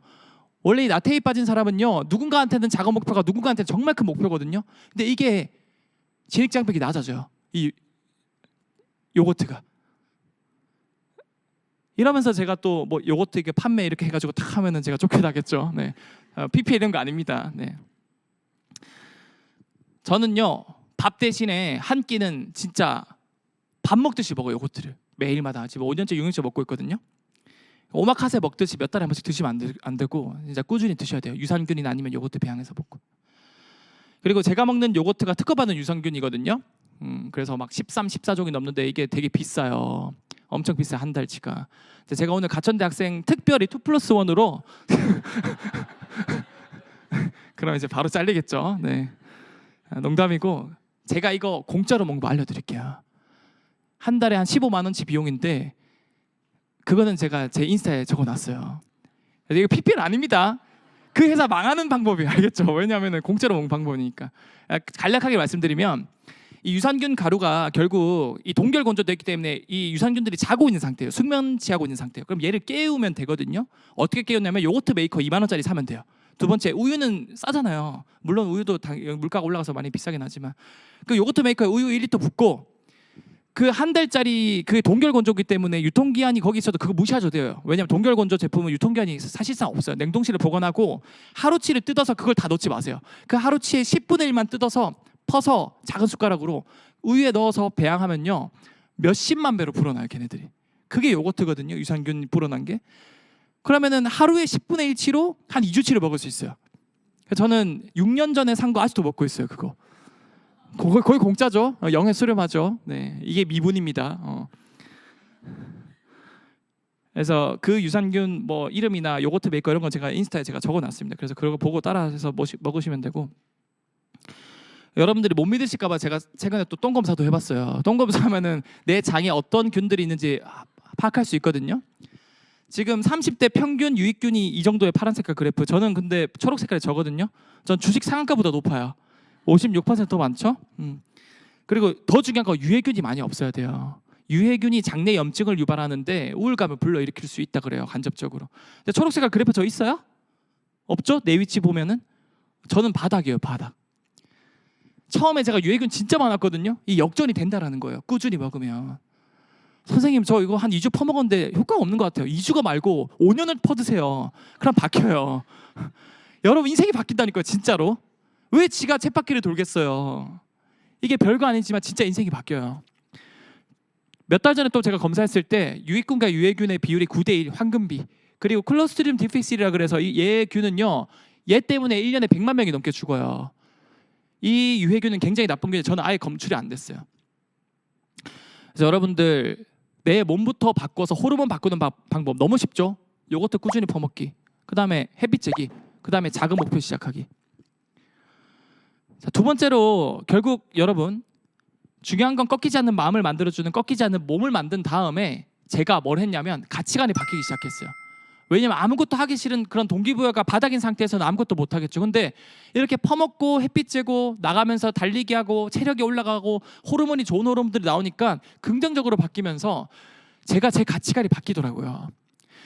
처음에는요. 이 대한민국이 원하는 1등 시스템이 무조건 이 분야에서 1등이 돼야 된대요. 근데 저는 절대로 1등이 될 수 없었어요. 1등도 그 순간이고. 저는 그렇게 생각했어요. 내가 정말 좋아하고 잘하는 게 이거밖에 없을까? 이 분야 1등이 못 되는데 나는 그런 불행한 삶을 살 수밖에 없을까? 근데 정말 다행히도 제가 동기부여가 생겨서 나름 다양한 경험을 해볼 수 있었어요. 그래서 해보니까 제가 또 설명하는 걸 되게 좋아하는 설명충이라더라고요. 이제 속된 말로 설명충이라 그러죠. 근데 사실 설명 잘하는 사람 너무 많잖아요. 유재석 씨, 강호동 씨, 뭐 침착맨, 뭐 말 잘하는 사람 많지 않습니까? 슈카 이런 분들. 제가 이 분야에서 1등이 또 될 수 없었어요. 근데 이걸 역발상을 하니까 과학을 쉽고 재밌게 설명하는 사람 별로 없는 거예요. 아, 이거다. 그래서 제가 좀 더 다양한 경험을 적극적으로 해봐요. 이것도 퍼먹으면서. 동기부여가 생겼으니까. 근데 제가 또 좋아하는 게 제가 좀 관종이에요. 사람들 앞에 서는 걸 되게 좋아하는 걸 알게 된 거예요. 근데 제가 노홍철 씨 같은 그런 스페셜리스트 관종은 못 되거든요. 근데 이걸 묶어보니까 사람들 앞에 서서 과학을 쉽고 재밌게 알려준 사람은 나밖에 없네 라는 걸 알게 된 거예요. 저는 어떤 분야에서도 1등이 결코 될 수 없었지만 이걸 묶음으로써 제너럴리스트로서 1등이 될 수 있었어요. 정말 다행히도 지금 급변하는 4차 산업혁명 시대에 이런 인재를 어디에서도 원하고 있어요. 심지어 대기업에서조차도. 그러니까 여러분들 지금 여러분들이 생각하는 꿈 있잖아요. 심지어 여러분들 지금 학과가 있죠. 그 과가 모든 걸 결정하지 않는다고 생각을 하셔야 돼요. 의사, 변호사, 판사, 검사, 선생님, 과학자 이런 명사로서의 타이틀은요 영원하지가 않습니다. 여러분들이 명사로서의 타이틀을 꿈으로 두지 마세요. 직장이 꿈이 아니에요. 지금 아무리 좋은 대기업 가도 사실 정년이 보장되지 않잖아요. 언제 잘릴지 모르는 시대에 이제 내 꿈을 조금은 이걸 내려놓고 다양한 경험을 통해서 문장으로 만들어 보세요. 저처럼.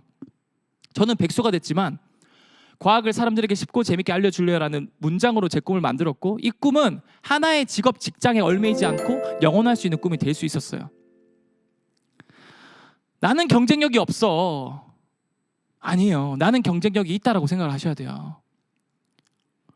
한 분야 1등이 못 되어도 괜찮아요. 근데 누구나 1등이 될 수 있는 시대예요. 위에 1등이 스페셜리스트로서 1등이면 아래 1등은 뭐로서 1등일까요? 그렇죠. 제너럴리스트로서 1등입니다. 그러면 마지막으로 제가 겪고 느꼈던 그리고 제 주변에 많은 행복한 융합형 인재들을 보고 느꼈던 공통분모가 있거든요. 이거에 대한 팁만 알려드리고 강연을 마치도록 할게요. 제가 이런 얘기를 해도 제 얘기 듣고 쌤, 저 이거 좋아하는 것 같아요. 저거 좋아하는 것 같아요. 막 묶었는데 보면요. 전부 다 좋아 보이는 거 하고 있어요.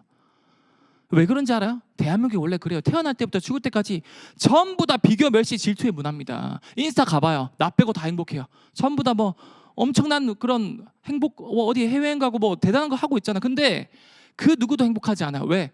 내 인생의 하이라이트만 다 올렸고 내가 불행한 거 낸 거 다 숨기고 있거든요. 서로 속고 속이는 거예요. 애가 태어나면 애가 말도 못하는데 애 보고 무슨 수저 물었는지 판단을 하고 있잖아요. 아유, 쟤는 흙수저 물었네, 불쌍한 놈. 우와, 쟤는 금수저다, 부럽다 이러고 있고. 애가 좀 잘하면은 애 뭐 잘 모르는데 뭐 차를 바꾸고 있어. 또 다른 부모한테 부끄럽지 않아야 된다면서 멀쩡히 돌아가는 차를 외제차로 바꾸고. 그리고 또 이제 계속 비교, 멸시, 질투입니다. 누구 아들 내미는 어디 과학고에 갔네, 누구 딸 내미는 어디 뭐 의대 합격했네. 그 좋은 대학 가서 또 기업에 취직하면은 뭐 누구는 어디 뭐 청약에 당첨됐네, 누구는 뭐 어디 뭐 차를 샀네. 계속 이렇게 비교, 멸시, 질투니까 이 대한민국 사람들은 이 행복의 기준이 뭔지 알아요? 내가 기준이 아니에요. 남이에요. 남이 봤을 때 내가 이걸 했을 때 남한테 좋아요를 얼만큼 많이 받을까, 조회수가 얼만큼 높을까, 얼만큼 연봉을 많이 받을까, 이게 기준이 되니까 저는 이것 때문에 대한민국의 OECD 국가 중에서 이 극단적 선택, 자살을 하는 그 퍼센트가 제일 높다고 생각을 해요. 대부분 죽을 때에 대해서 후회를 하는 거예요. 아, 내가 그때 그거 하고 살 걸. 왜 내가 그 사람 얘기 듣고 참고 살았을까? 제발 그렇게 하지 말자라는 거예요. 저는요 30살 때 그래도 그나마 30살 때 그걸 느끼고 다시 다 포기하고 시작을 한 거예요. 근데 여러분들은 저보다, 제가 지금 나이가 많거든요. 아까 여기 생년월 보셨죠? 저보다 한 15년, 17년 빠른 분들이에요, 여러분들은. 그러니까 혹시나 여러분들이 좋아 보이는 삶을 살고 있는 것 같으면 당장 그만둬요. 여러분들 지금 바뀌어도 충분히 세상을 바꿀 만큼 행복한 융합형 인재가 될 수 있습니다. 선생님, 그러면 어떻게 하면은 저는 좋아 보이는 걸 좀 걷어내고 진짜 좋아하는 걸 찾을까요? 진짜 좋아하는 걸 찾는 방법 너무 쉬워요. 이 사람이 3000년 전에 정답을 알려줬어요. 이분 누굴까요? 소크라테스. 맞아요. 가끔 막 아리스토텔레스 이런 분들이 있어요. 네. 이분이 무슨 말을 했어요? 너 자신 알라. 맞아요. 사실 진짜 좋아하는 걸 찾기 위해서는요 결국 내가 어떤 사람인지 파악하면 돼요. 그래서 내가 어떤 사람인지 파악하는 법 3가지만 알려드릴게요. 첫 번째, 여행을 많이 떠나면 굉장히 큰 도움이 됩니다. 왜 그러냐면 여러분들 지금 옆에 있는 학우분들 서로 한번 쳐다봐요. 다 처음 보죠? 한번 쳐다보세요. 뒤에도 한번 쳐다보세요. 사실 다 처음이잖아. 그리고 막 어색하죠? 그 여자친구 남자친구 앞에서 해나, 또 교수님 앞에서 해나, 또 뭐 지나가는 버스 기사님 앞에서 해나, 엄마 아빠 앞에서 해나, 다 똑같아요. 그 모습이 여러분들 집에 혼자 있을 때 샤워하고 집에서 소파에 누워가지고 있는 모습, 또는 협곡에 들어가서 부모님 안부 묻는 모습, 진짜 내 모습 그대로예요? 아니잖아요. 이 대한민국 사람은요, 이 사람이란 게 사회적 동물이기 때문에 페르소나를 만들어요. 이 페르소나는 결국 가면이거든요. 이게 나쁜 건 아니에요. 근데 대한민국 사람은 내가 어떤 사람인지도 모르고 쓸데없는 페르소나만 계속 쌓다 보니까 이게 무너져 내리는 거예요. 근데 여행을 떠나면 하나부터 열까지 새로운 사람, 새로운 장소, 새로운 경험을 만나잖아요. 그럼 이 페르소나가 거쳐요, 신기하게. 그러면서 자연스럽게 내가 어떤 사람인지를 파악할 수 있는 최고의 경험이 될 수 있어요. 제가 그 얘기했다고 또 막 엄마 아빠 뭐 또 여자친구 남자친구한테 엑소쌤이 그 여행이 되게 좋대, 가자 이러면서 막 뭐 하나 투어 막 500만 원짜리 패키지 뭐 이런 거 하지 마시고요. 여행이 뭐냐면 그냥 버스 타고 지하철 타고 아무 정거장 내려봐요. 그래서 안 가본 골목 한번 걸어보고, 안 가본 카페 가서 커피 한 잔 마셔보고, 그게 여행이에요. 하버드대학교의 뇌과학자가 이 새로운 경험, 여행이란 건 새로운 장소를 가보는 거다. 그거 자체가 새로운 뉴런의 플라스티시티, 새로운 뇌 가소성을 만들어서 굉장히 나를, 자기 객관화를 잘 시켜준다 그래요. 자, 두 번째는, 이거는 뭐 모든 사람들이 다 강조하는 거잖아요. 독서. 지금 세계 최고의 부자가 누굽니까? 다들 머릿속에 떠오르는 일론 머스크, 제프 베조스, 빌 게이츠 이런 분들 떠오르죠. 이런 분들의 공통점이 전부 다 다독이에요. 인생을 잘 사는 법, 융합형 인재가 되는 법 어떻게 하면 될까요? 한 10번 살아보면 돼요. 인생 10회차이신 분 있어요? 정몽주 빼고 없죠? 다 처음이잖아요. 근데 누구는 빌 게이츠가 되고, 누구는 제프 베조스가 되고, 누구는 일론 머스크가 되고, 누구는 주식 매수 매도 버튼 잘못 눌러가지고 후레자식이 돼요. 저를 얘기하는 건 아니에요. 왜 다 인생이 처음인데 이렇게 결과가 갈릴까요? 제프 베조스, 일론 머스크 이런 분들은요, 인생을 여러 번 살아봤어요. 그게 뭐냐면 뭐 다중우주에서 온 친구들이 아니라 독서 자체가 다른 사람들의 인생이잖아요. 다양하게 많이 읽어볼수록 다른 사람들의 인생의 N회차가 되는 거예요. 그러니까 독서를 하는 게 지식을 많이 넣는 게 아니에요. 내가 많이 읽을수록 삶에 대한 그 경험들이 많이 쌓이고, 그게 결국 쌓이면요, A랑 B 선택지 중에서 더 나은 선택을 할 확률이 올라가는 거예요. 1%라도. 그게 쌓이면 나비 효과가 돼서 누구도 따라올 수 없는 간격이 벌어지는 거예요. 물론 시작은 미미하겠죠. 독서를 많이 하면 메타인지가 늘어난다, 이런 얘기 들어봤죠? 이게 똑같은 말이에요. 내가 샤워하고 거울 앞에 서가지고 존잘 좋네, 이 거품을 좀 걷어내고 한 발자국 물러나서 나를 보는 거예요. 내가 이런 사람이었구나 라고. 이게 독서를 하면 그게 떠올려져요, 내가 어떤 사람인지. 마지막, 이거 뭘까요?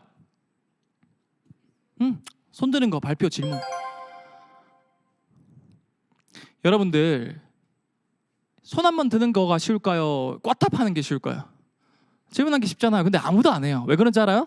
대한민국은 어디를 가든 누가 손 들고 대답을 하잖아요. 그럼 박수 쳐줘 일단은. 와, 이렇게. 근데 손 드는 친구들 계속 이렇게 손 들고 적극적으로 하면은 박수 쳐주는 친구들이 속으로 이런 생각을 해요. 저 새끼 왜 이렇게 나대지? 이런 생각을 해요. 근데 이게 잘못된 게 아니에요. 그냥 대한민국 문화가 그래요. 원래 예전부터 조선시대 유교 문화, 군대 문화, 대기업의 수직적인 문화, 심지어 주변에 멘토랍시고 선생님이 야, 나대지 마, 중간만 가, 모난돌이 정 맞는 시대야, 그냥 조용히 가면은 성공하는 시대야, 이러고 있어요. 근데 세상은 바뀌었거든요. 여러분들이 적극적으로 손들어야 돼요. 질문하고 소통해야 돼요. 이게 뭐 나대는 거 이런 게 아니라, 관종 이런 게 아니라, 이렇게 하면서 세상과 연결이 되는 거예요. 다양한 곳으로. 그러면서 내가 정말 싫어하는 게 보이고 좋아하는 게 보여요. 객관적으로 좋아 보이는 걸 하는 게 아니라. 이 공통점이 뭘까요? 적극적인 자세로 다양한 경험을 해야 한다는 거예요. 제가 말씀드린 독서나 여행이나 손 드는 것뿐만 아니라 여러분들이 삶을 살면서 새로운 경험을 쉽게 할 수 있는 것들이 있으면은 꼭 해봐요. 그게 여러분들 인생을 바꿔줄 거예요. 이런 새로운 경험 자체가 하나하나가 내가 어떤 사람인지를 객관화시켜줘요. 그러면 정확하게 좋아 보이는 걸 걷어내고 진짜 좋아하는 것들이 눈에 보입니다. 그것만 묶으면 돼요. 그럼 문장으로 보여요. 그게 여러분들의 꿈입니다. 여러분 지금 인구 그래프가 어때요? 지금 1990년대에는 이 피라미드 자체가 20대에서 40대 사이 경제 활동 인구가 가장 배불뚝인 이 인구 그래프, 이게요 이런 국가를 가진 이런 인구 그래프를 가진 국가는요 무조건 어떤 짓을 해도 성공해요. 지금 중동이 그래요. 중동은요 앞으로 엄청 올라갈 거예요. 이때는요 제가 아까 말씀드렸던 기성세대가 말한 성공 방식을 통했어요. 야 전교 1등하고 과학고 가고 좋은 데 가고 의대 가고 좋은 대기업 취직하면은 영원히 행복해. 이게 보장이 됐어요. 근데 점점 지금 인구 그래프가 지금 역피라미드가 되고 있거든요.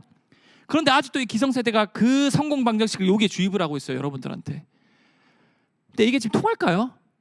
지금 평균 수명은요 여러분들 기준으로 150세까지 올라간대요. 알파 세대는 200세까지 산대요. 근데 우리 지금 직장 아무리 좋은 데 가도 40대 초반에 잘리거든요. 버텨도 50대 못 가요. 그러면 150년, 100년을 어떻게 살 거예요?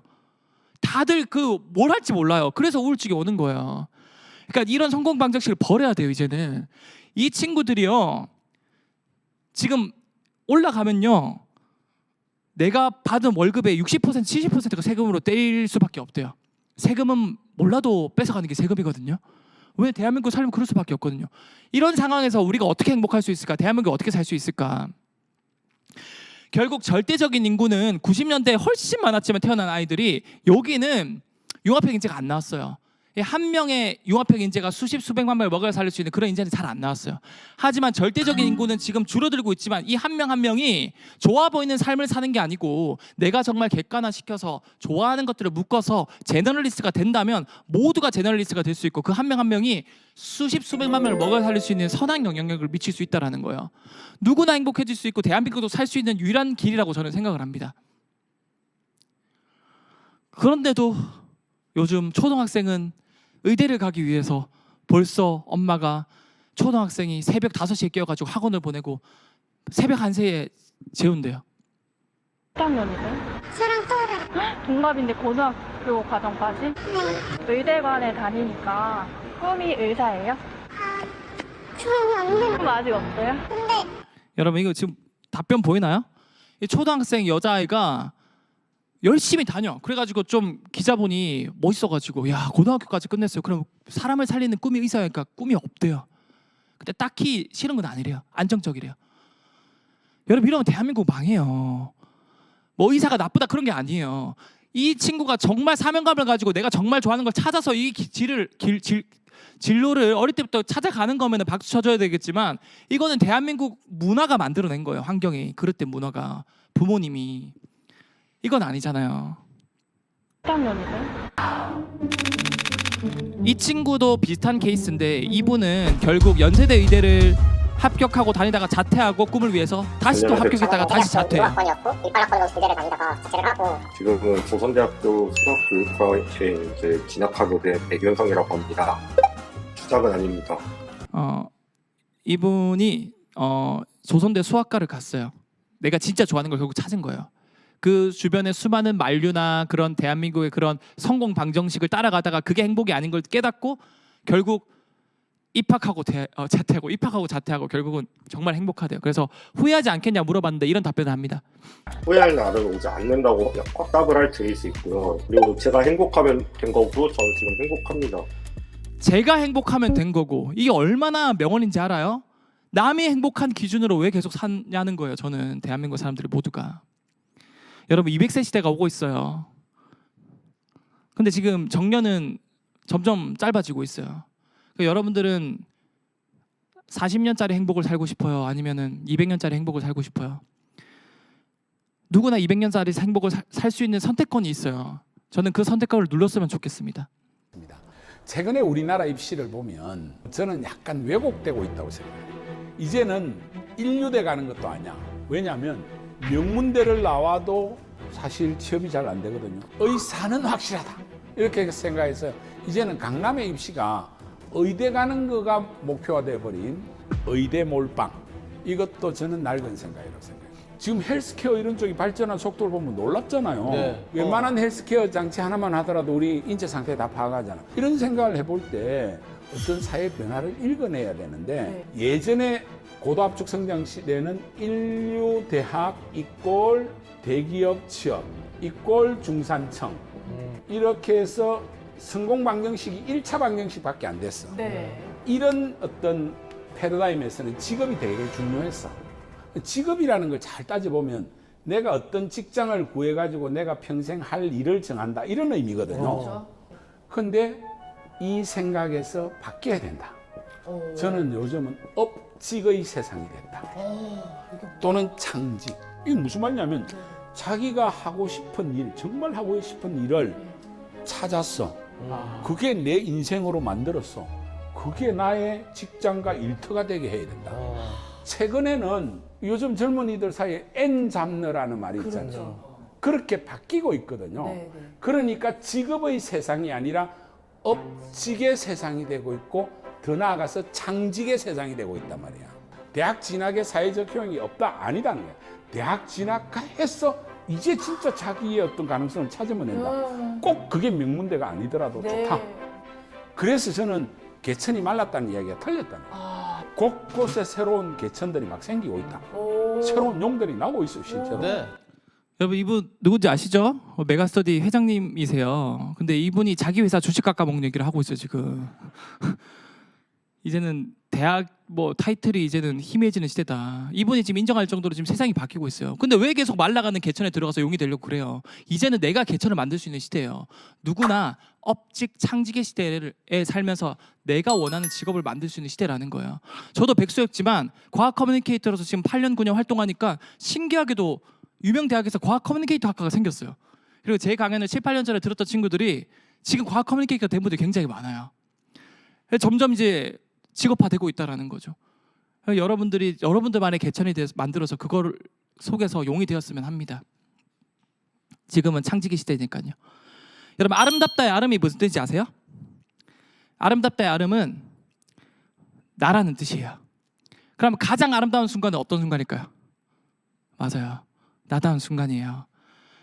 결국 다 똑같아요. 이 예전에 다노나 소크라테스가 한 말이나 결국 내가 어떤 사람인지 파악하면은 인생의 길이 보일 거예요. 좋아하는 것들이 보이고 그게 묶여서 꿈이 되고요. 이렇게 많은 사람들 앞에서 마이크를 쥐고 서보는 게 제 오랜 꿈이었어요. 사실 별다른 목적은 없었고 그냥 즐기면서 하다 보니까 이렇게 마마 무대까지 가능해지더라고요. 근데 이 과정에서 사람들은 자꾸만 묻습니다. 왜 그렇게 별났는지, 왜 그렇게 생겼는지, 또 어떻게 그렇게 애매한 재능으로 뭔가를 자꾸 이뤄내고 있는지. 글쎄요, 왜는 없었고요. 나는 그저 모든 과정에서 나였습니다. 어쩌면 내가 나이기 때문에 모든 것이 가능했던 거 아닐까요?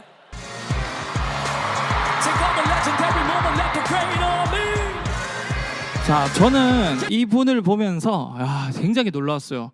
그 거의 20대도 되기 전에 이런 얘기를 하는 정도면 굉장히 인생에 대해서 빨리 깨달은 분들이거든요. 이런 가치관을 가지고 있는 것 자체가.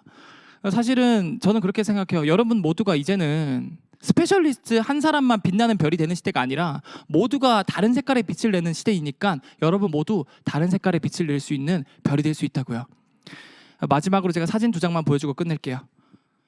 여러분 이게 제임스 웹 망원경이라 그래서 13조 원짜리 망원경이거든요. 13조 원이면 이거 은행에 넣어놓으면 1년 이자가 몇 천억씩 나와요. 이 13조 원 망원경이 우주에 올라가서 뭘 찍었어요. 뭘 찍었냐면 바늘구멍만한 곳을 찍어봤어요. 우주에. 여러분 해 가지고 하늘을 보면 바늘 하나 들고 우주를 한번 봐요. 그 바늘구멍 사이에 뭐 보여요? 그냥 검은색 점 하나 보이겠죠. 근데 이 제임스 웹 망원경이 찍고 확대를 했더니 이 좁은 우주의 좁은 그 바늘구멍 이 공간조차도 이 확대했더니 이런 게 나와요. 이 좁은 공간 안에 이렇게 많은 이 별 아닙니다. 은하예요. 은하. 수만 개의 은하가 있었대요. 이 바늘구멍보다 좁은 지역에. 이 작은 점 하나하나가 은하거든요. 큰 점은요 지구로부터 가까이 있는 은하고요. 작은 점은 지구로부터 멀리 있는 은하예요. 이 점 하나에 태양 같은 별이 수천억 개가 들어가 있대요. 물론 그 태양을 돌고 있는 행성은 수십조 개가 있겠죠. 근데 여기가 지금 넓은 우주예요. 바늘구멍보다 좁은 우주예요. 제임스 웹 망원경이 너무 신기해가지고 여기 말고 여기도 찍어서 확대해보고 여기도 찍어서 확대해보고 여기도 찍어서 다 이렇게 나와요. 은하가 빽빽하대요. 온 우주에. 과학자들이 이걸 보고 놀래요. 이 우주에는 얼만큼 많은 직접 외계 생명체들이 득실득실 거리지 가늠이 안 간대요. 이 넓은 우주에서 그럼 우리 지구는 얼만큼 초라한 존재일까요? 이 칼 세이건이라는 과학 커뮤니케이터가 보이저 에러를 쏴가지고 태양계 바깥을 벗어날 때쯤에 이 지구를 향해 지금 얼만큼 작게 보일까? 동료 과학자들의 동의를 얻고 찍어봤어요. 그 사진이 도착했어요. 여러분 여기 작은 점 하나 보이죠? 이거 뭘까요? 지구예요. 이 작은 점에 우리가 살고 있는 거예요. 수많은 정치인, 전략가, 배반자, 영웅, 연예인, 과거에 살았던 우리의 조상들, 지금 살아가고 있는 80억 인구, 앞으로 살아갈 수많은 후손들 다 이 점을 살고 가는 거예요. 근데 공간적으로도 우리는 작은 점에 살지만 시간도 찰나요. 우리가 100년, 200년 사는 거 긴 거 같아요? 우주의 나이가 138억 살이거든요. 이 138억 년을 1년으로 줄여보면 우리가 사는 100년, 200년은요 0.1초도 안 된대요. 우주적 관점에서 우리는 이 작은 점에 0.1초 살다 가는 거예요. 찰나를 살다 가는 거예요. 그러니까 여러분들이 가지고 있는 고민, 걱정, 스트레스, 남 눈치 보는 거, 좋아 보이는 일 사실 아무것도 아니에요. 물론 저도 이런 창백한 푸른 점에 대한 걸 깨닫고 조금은 가벼운 마음으로 어떻게 하면 행복하게 살까, 어떻게 하면 내가 좋아하는 걸 찾아 살까를 고민하기에도 찰나의 순간 좁은 점이니까 그 가치관을 가지고 살고 있어요. 너무 큰 도움이 돼요. 뭐 그럼에도 불구하고 가끔 막 주식이 떨어지면 개빡칠 때가 있어요. 제가 주식을 끄는 건 아닙니다. 근데 엄마 아빠한테 약속을 했어요. 단타는 안 치겠다고. 근데 그럼에도 불구하고 제가 해드리고 싶은 말은 이 양궁 선수가 이런 얘기를 했어요. 금메달리스트가 양궁을 쏠 때 이 화살이 0.0001cm만 비껴 쏴도 이 0.001cm 때문에 관역을 벗어난대요. 이 작은 점이 시작은 나비의 날개짓처럼 굉장히 미약하겠지만 그 끝은 5년, 10년 뒤 그 끝은 여러분들 돌아봤을 때 태풍이 되어서 여러분들 인생을 바꿔줄 거라 생각을 해요. 여러분들 나다운 삶을 살았으면 합니다. 감사합니다.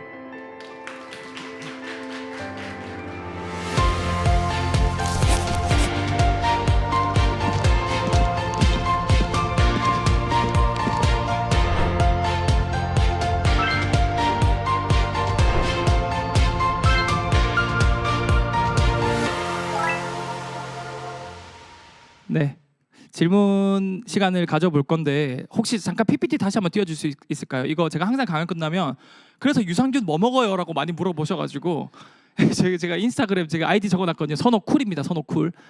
그 소문자 L입니다. 제일 마지막. 그래서 아니면 포털창에 엑소쌤 검색하면 제 인스타 떠요. 그래서 제가 그 피드로 오늘 고정시켜 놓을게요. 그래서 그걸로 만들어 드시면 됩니다. 매일 퍼드세요. 최소 6개월은 드셔야 돼요. 알겠죠? 네. 그래서 많이 드셔주시고, 그리고 그 오늘 질문 받을 건데 끝나고 나서도 질문 놓친 분들, 선생님 저는 INTP라 가지고 내향형이라서 질문 못 하겠어요. 인스타로 DM으로 언제든 물어봐요. 제가 직업병이라 선생님에게 계속 그런데 죄송합니다. DM으로 물어보시면 제가 언제든 진로나 아니면 뭐 과학적인-거나 뭐 요거트 배양법이나 제가 다 알려드리도록 할게요. 네. 그럼 질문 한번 받아보도록 할게요. 네. 여러분 인스타 아이디 다 썼죠? 네. 질문 있는 사람 손 한번 현장에서 한번 들어볼게요. 네, 임서연. 네, 하구님. 네.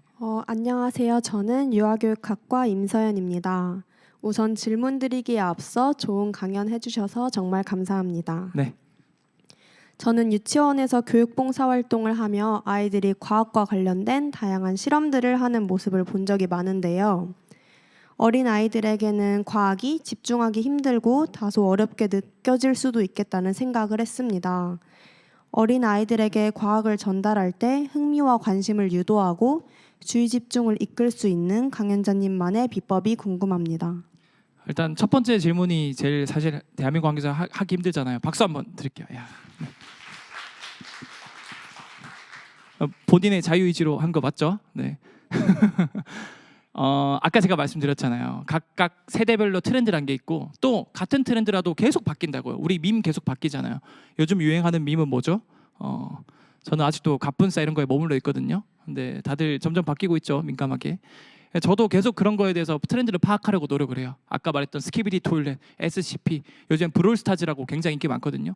뭐 그런 거라든가 아니면 로블록스 게임을 저는 접목시켜가지고 아이들이랑 게임을 하면서 원소 주기율표를 가르쳐주고 그 다음에 우주 수업을 알려줘요. 그 친구들이 체외각 전자에 대해서 알고 오비탈에 대해서 알고 그거를 억지로 외우지 않았는데 스스로 찾아봐요. 그래서 결국 지금 시대는요, 챗GPT 같은 생성형 AI가 정답을 다 말해주는 시대예요. 그러니까 선행학습이 이제는 안 통해요. 내가 빨리 공부해서 뭐 많이 고등학교 이런 거 미리 공부해서 수능 점수 잘 받는 게 이제는 대기업이나 국가나 어디서든 인정을 안 해주는 시대예요. 그럼 então 걸 인정해 줄까요? 정답을 다 말해주는 시대에서는요, 질문을 잘 던지는 친구가 결국 좋은 대답을 얻을 수 있는 시대예요. 그러니까 질문을 잘 던질 수 있는 시대는 사람은 그런 융합형 인재는 결국 본인이 진짜 좋아하는 것들을 찾을 수 있는 태도를 만들어줘야 돼요. 결국 저는 이런 아이들을 가르칠 때 이거 중요해, 이거 시험 나와, 왜요? 이게 아니라 정말 제가 마인드 블로잉이 되었던 뭔가 예를 들어서 과학을 배웠을 때 나트륨이랑 염소는 소금인데 이게 떨어지면 나트륨 폭탄이 되고 염소는 독가스가 되거든요. 근데 둘이 붙으면 또 먹는 소금이 돼요. 너무 신기하잖아요. 뭐 이런 것들을 그 친구들한테 똑같이 느낄 수 있게 해주려고 노력해요. 트렌드에 맞춰서 넣어서. 그럼 아이들이 그 강연이 끝나고 신기해서 태도가 바뀌어서 스스로 찾아봐요. 그런 거에서 좋은 질문이 나온다고 생각을 해요. 네, 답변이 됐나요? 네, 네. 또 질문 있나요? 네. 안녕하세요. 법학과 신동희입니다. 사실 요새 저도 슬럼프를 벗어나기 위해서 아침 일찍 몸부터 일으켜보고 있는데요. 하지만 마음의 병이 깊은 사람들은 생각보다 간단해 보이는 일들도 할 엄두가 나지 않을 때가 너무 많습니다. 그래서 어떤 의지나 의욕도 나지 않는 사람들에게 지푸라기라도 잡는 그 심정을 불어넣게 해주려면 어떤 조언이 필요하고 어떤 조언이 필요한지 궁금하고 강연자님의 경험을 들어보고 싶습니다. 박수 한번 드릴게요. 네, 좋은 질문이었습니다. 네. 일단 제가 말씀드린 것처럼 요거트 퍼먹기, 햇빛 쬐기, 그 다음에 작은 목표잖아요. 근데 이거에 대한 방법론적인 툴을 아무도 몰랐기 때문에 방황을 많이 했을 텐데 오늘 제가 제 경험에서 또 논문으로 증명된 방법들을 알려드렸잖아요. 근데 이거 말고도 사실은 제일 중요한 거는 관심과 사랑이에요. 그래서 그런 힘듦이 있으면은 동료나 친구나 가족이든 연인이든 먼저 내가 이런 상태다라는 거를 인정하고 말해야 돼요. 근데 그 시작은요, 내가 이런 걸 벗어나야 돼라는 마음보다는 내가 지금 이런 상황이구나라는 인정부터 시작이에요. 내가 지금 심한 우울증에 빠졌구나, 내가 지금 불안장애구나, 내가 지금 완전 나태의 늪에 빠졌구나, 내가 지금 이런 상태구나라는 걸 인정하면 그때부터 바뀔 수 있어요. 그걸 인정하려고 노력을 해보세요. 그리고 제가 도와드릴게요. 그래서 저는 이런 거를 많이 겪었고 많은 힘든 삶을 겪었기 때문에 물론 저보다 더 힘든 삶을 겪은 분들도 많겠죠. 근데 저는 극 F거든요. 그래서 공감을 잘 해주기 때문에 DM으로 힘든 거 있으면 보내주시면 온라인에 있는 분들도 그렇고 여기 있는 분들도 제가 나름대로 뭐 위안이나 방법론적인 것들도 도와드리도록 할게요. 네, 또 질문 있나요? 네. 안녕하세요. 컴퓨터공학과 최시영입니다. 먼저 유익한 강연 감사드립니다. 강사님께서 여행을 떠나 새로운 장소에서 하는 새로운 경험과 사색이 자기 객관화를 증폭시킬 수 있다고 하셨는데 강사님께서는 어떤 경험이 과학 커뮤니케이터로서의 새로운 도전의 발판이 되었는지 궁금합니다. 저는 사실은 어릴 때부터요 그런 과학 이야기 들려준 거 되게 좋아했어요. 근데 과학 커뮤니케이터라는 직업이 없었거든요. 근데 어른들은 그런 직업이 없으면 그런 걸 따라가면은 굉장히 나쁜 행동 또는 엇나가는 것처럼 그런 선입견을 만들어주더라고요. 어쩔 수 없이 저는 과학자가 됐고, 근데 하면 할수록 내가 좋아하는 거는 약간 이거를 문장으로 만들었을 때 오히려 대중들에게 과학 이야기를 들려주는 일인데 직업이 없으니까 못해 라는 그게 컸는데 어느 순간 이게 바뀐 거죠. 이 우울증을 앓고 나서 내가 직업을 만들면 되지. 지금은 창직이 시대고 업직이 시대고 좋은 직업조차도 평생 직장의 개념은 없어지고 있는 시대인데 왜 굳이 이걸 내가 무서워해야 될까? 정말 신기한 게요, 주변에 융합형 인재나 성공한 사람들 보면요, 너 어떻게 이렇게 성공했어 하니까 그냥 즐기면서 버티니까 다 나가 떨어지던데. 어느 분야든 상위 10% 상위 5% 되는 방법 뭔지 알아요? 천재거나 그런 사람들이 아니에요. 놀랍게도 그냥 존버하면요 나머지 중간에 다 포기해요. 정말 신기하게 내가 버티기만 하면요 90% 나가 떨어져요. 포기해요. 중도 포기. 거기서 이미 상위 10%가 된다니까요. 근데 그 상위 10% 중에서 진짜 즐긴 사람, 진짜 그 사람들 인터뷰 해보면 자기는 버티는 게 아니었대요. 나는 그냥 즐기면서 재밌게 놀다 보니까 주변에 다 포기하던데. 그런 걸 찾으셔야 돼요. 이걸 왜 해? 싶은 거 있잖아요. 예를 들어서 다른 사람들이 생각했을 때 너는 이걸 왜 해? 근데 난 너무 재밌거든. 그게 진짜 좋아하는 거예요, 보통.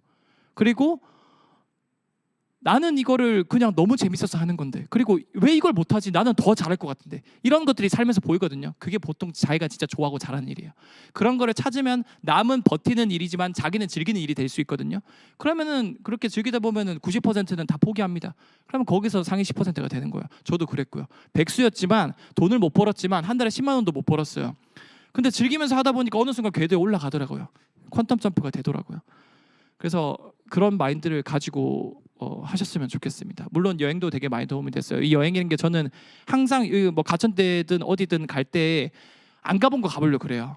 골목도 한번 걸어보고, 오늘도 뒷산 한번 걷고 왔거든요. 근처에서. 그런 것들을 많이 이제 노력하시면 될 것 같아요. 네, 답변이 되셨나요? 네.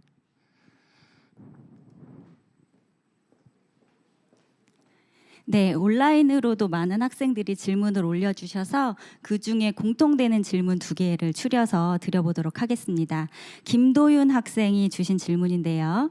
제너럴리스트는 좋은 이론이라고 생각합니다. 하지만 회사와 같은 사회에서는 당신이 아니어도 된다라는 이념을 바탕으로, 즉 스페셜리스트를 원하는 것 같은데요. 이렇듯 제너럴리스트는 사회에서 애매한 포지션이 될 수 있다고 생각합니다. 이 모순을 해결하기 위해 개인이 가져야 할 가장 중요한 능력치는 무엇이라고 생각하십니까? 약간 이게 일단 도윤 학생이 너무 좋은 질문을 했어요. 이런 제가 말씀을 드려도 사실 지금 이거가 내가 회사 갔을 때 이게 아니면 어떡하냐라고 반문을 할 수 있는데, 지금은 진짜 급변하는 시대거든요. 그래서 아무도 몰라요. 기업에서조차 이걸 계속 이끌고 왔지. 근데 최근에 많은 기업에서는요, 심지어 인재 모집 요강을 보면, 제가 준비한 게 잠시만요, 이게 있는지 모르겠지만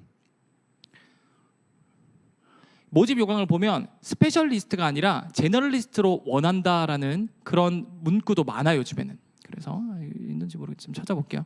없으면 그냥 넘어가도 될 것 같아요. 그래서 기업에서조차도 이제는 바뀌는 시대다. 기업에서조차도 스페셜리스트보다는 제너럴리스트를 원한다라고 신입사원들이 그렇게 명시를 하고 있어요. 그래서 전반적으로 지금 트렌드가 이렇게 가고 있으니까, 그렇게 내가 만약에 스페셜리스트가 아니라면은 저는 이런 좋아하는 것들을 찾아서 묶어서 활동하는 거를 저는 추천을 드립니다. 물론 스페셜리스트면 베스트겠죠. 네.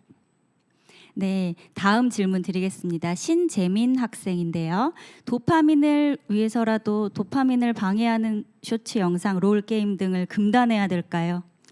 이거 아까 화면 다시 한번 띄워줄 수 있을까요? 제가 PPT 하면 여기 보면은 제가 오늘 캡처한 거거든요. 스페셜리스트보다는 어느 직무에도 배치될 수 있는 제너럴리스트로 성장을 원합니다. 이거 대기업이에요. 근데 요즘 대기업들은 제너럴리스트를 더 원한다 그래요. 그리고 도파민을 방해하는 쇼츠 영상, 롤 게임들을 금단해야 될까요? 근데 사실 이게 쉽지가 않아요. 우리 주변에 너무 많이 이런 것들이 노출돼 있으니까.